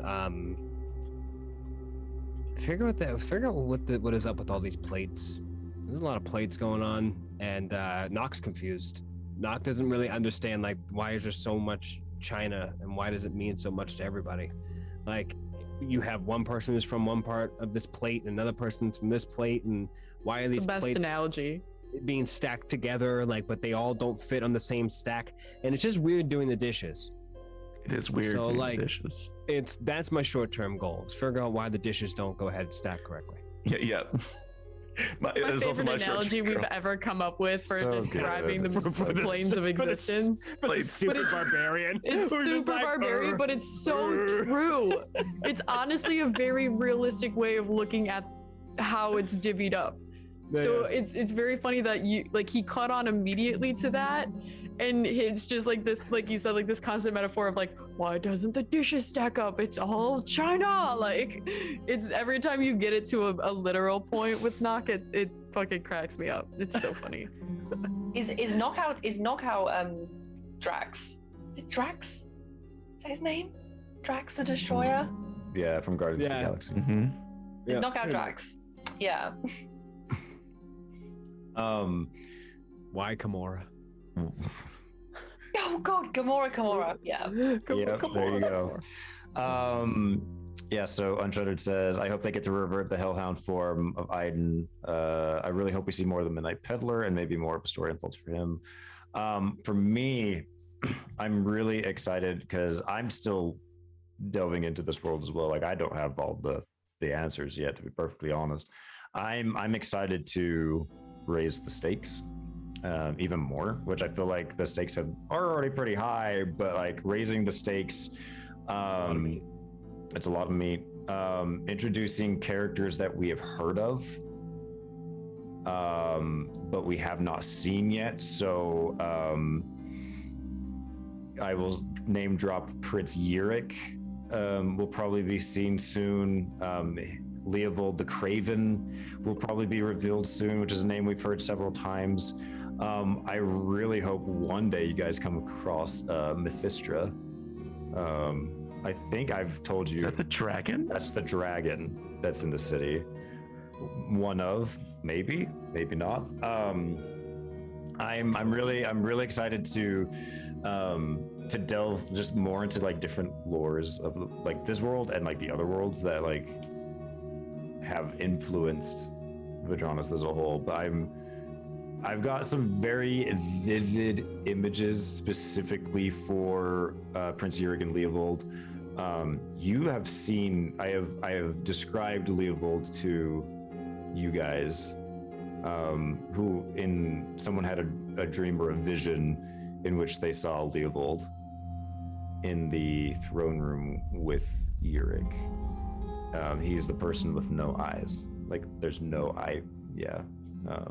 So I'm really excited to kind of reveal them. And I'm also really excited to not spoil anything that's happened to Gamora, but I'm really excited to delve into what she's been up to and the stuff that she's bringing along with her which this exact conversation, this whole episode that we've just done, I don't know if anybody noticed, I literally had a moment somewhere during the what's your most shocking moment? Oh no, what's inspired you moment or something like that.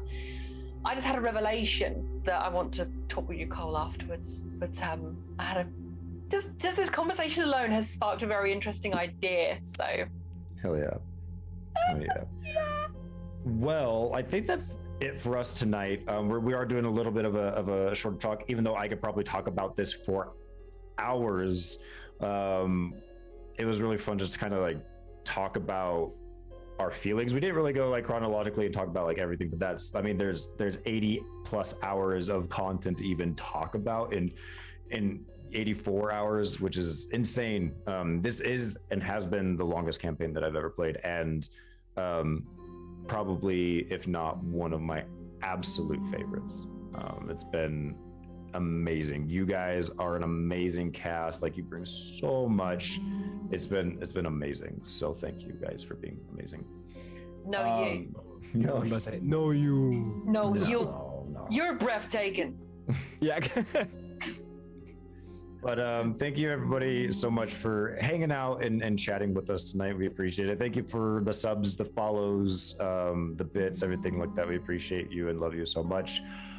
We will see you next week, the week after. I don't know if we'll be taking a break. If we're gonna all meet next week, we're here next week to continue on the second arc. The players have leveled up to level 7, so that'll be exciting to see what they come up with.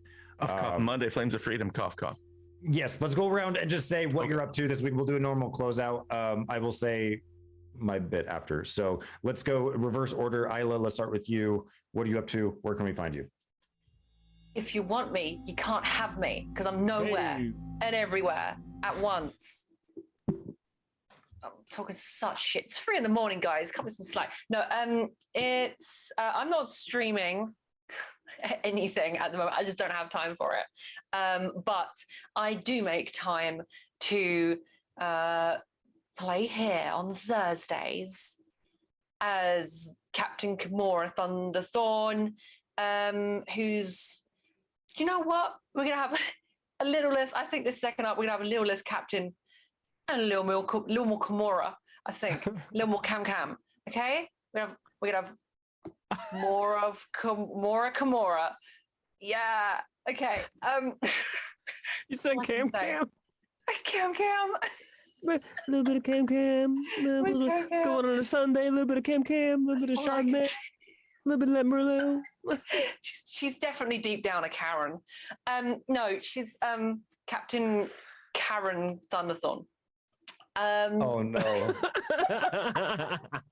Which, by the way, someone pointed out to me the other day, I've developed a Karen hairstyle. I look like a Karen now, apparently. I mean, it's a little bit more of an edgy Karen, but I wouldn't say it's full on Karen. Edgy. Like, you don't got Maybe it's spelled with a Y. Yeah, right. Yeah. Maybe 2 it's R's Karen and a with a Y. Q. Mm-hmm. Karen. Yeah. It's actually pronounced Karen. Quran. It's actually the Quran. It's almost like Right. Corinne with the C. Karen. No. It's ancient Irish Gaelic. It's Karen. Anyway, yeah. Sorry. You won't find me anywhere but here. So y'all's got exclusive rights on me, folks. Here. On the I to the R to the P. I'm losing it. Somebody else take the mic. Derek, Let's go. move on, Derek. Oh God, hello. If you can find me up on top of the mountain, atop Derek Mountain, where we play games, do geek shit and stuff. And what is usually on the agenda is usually role play, playing on the Yeehaw Wild RP server. If not on that, I've been doing a variety of games. I've been playing. I played Star Wars Battlefront 2 today, which was a bunch of fun, fucking throwback.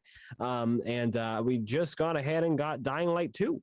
So we're gonna be playing that throughout the week. So if you're wanting to go ahead and jump into some variety games and whatnot, keep up on there or follow me on Twitter, YouTube, or any other handle that has a Top Dark Mountain at the end. And I hope to go ahead and put something there to hopefully put a smile on your face. There's a lot. Consume me. Oh, hell yeah. don't know why I heard that in Dio's voice. There you go. Hell yeah. Oh hey, yeah. I'm Way. I'm Way. I'm Ray. Wait a minute. with Hold the on. What? I'm not Way. You're Way. Or with a brick with 2Ks. Hi, hello. And I'm a variety streamer, but I'm taking a month off. I'm currently also nowhere besides here. And tomorrow, starting tomorrow, I will be over on the the Initiative Order, playing in a short mini series for the Alien TTRPG. So if you want to see a bunch of badass ladies taking over a ship and fighting Wayland Yutani with our tiny little crew, rebel style, then come and hang out with us every other Friday starting tomorrow. I won't be there for the second episode because I'm moving, so that's why I'm not really doing much. I will be moving in a couple weeks. So if you want to hear more about any of that, just follow me on Twitter. That's kind of where I post about everything. But yeah, I'm here and I can't wait until next week. So Oh yeah. see you then. And good luck with your move. Oh, Yeah. Thanks. It'll be okay. Thanks. My Justin. turn. Last but certainly not least. My turn. Take Barge in. Way I'm out Doc demanding. Rimbo. Grab Doc the Rimbo on mic. Twitch. I'm Doc Rimbo on Twitter. Over on my channel, I also streaming a lot of Wild RP with Jonah Harper, and who's a sheriff, and a big emotional soft boy, and also I've been doing Princess Biscuits more and more, so we might have a return of Biscuits on the stream too. Every Monday night, I'm here on InfiniteRP, where I'm the historian for Flames of Freedom, the Tamara Society. We just had episode 2 of our second season, and it ended with 2 party members being basically tossed aside by an enormous humanoid thing, and 1 party member standing underneath a ceiling as it collapsed and rats fell down on top of him. So we'll see what happens after that. And though, of course, they're not in the same place. They're all split up like idiots. Stay with the party. Don't split the No, party. it's fun. It's a great show, and the cast is amazing. So They I'm are. excited for that Monday night here, same time as Vedranis, 8 p.m. Eastern. And of course, I'll be here next week with Mark Horace and Jerry. Hell yeah. And I am Cole or Lacuna RP. You can find me at Lacuna RP on Twitter and Twitch, though I haven't streamed in months. I am a retweet machine on Twitter for this channel. But you can find me perhaps on Justin or Derek's stream, as if I ever come into contact with their characters, which I have been more with Derek specifically. There was a Vodder quote in Wild RP recently. There was a Vodder quote in Wild RP, and I forced myself to do it. But I play as Roy Callender, a ranger who has just been recently made the interim head ranger of the Saints Crossing Ranger Corps. I do a lot of nerd shit too. I have a couple of projects that I'm working on that I'm excited about if I find the time to delve into them.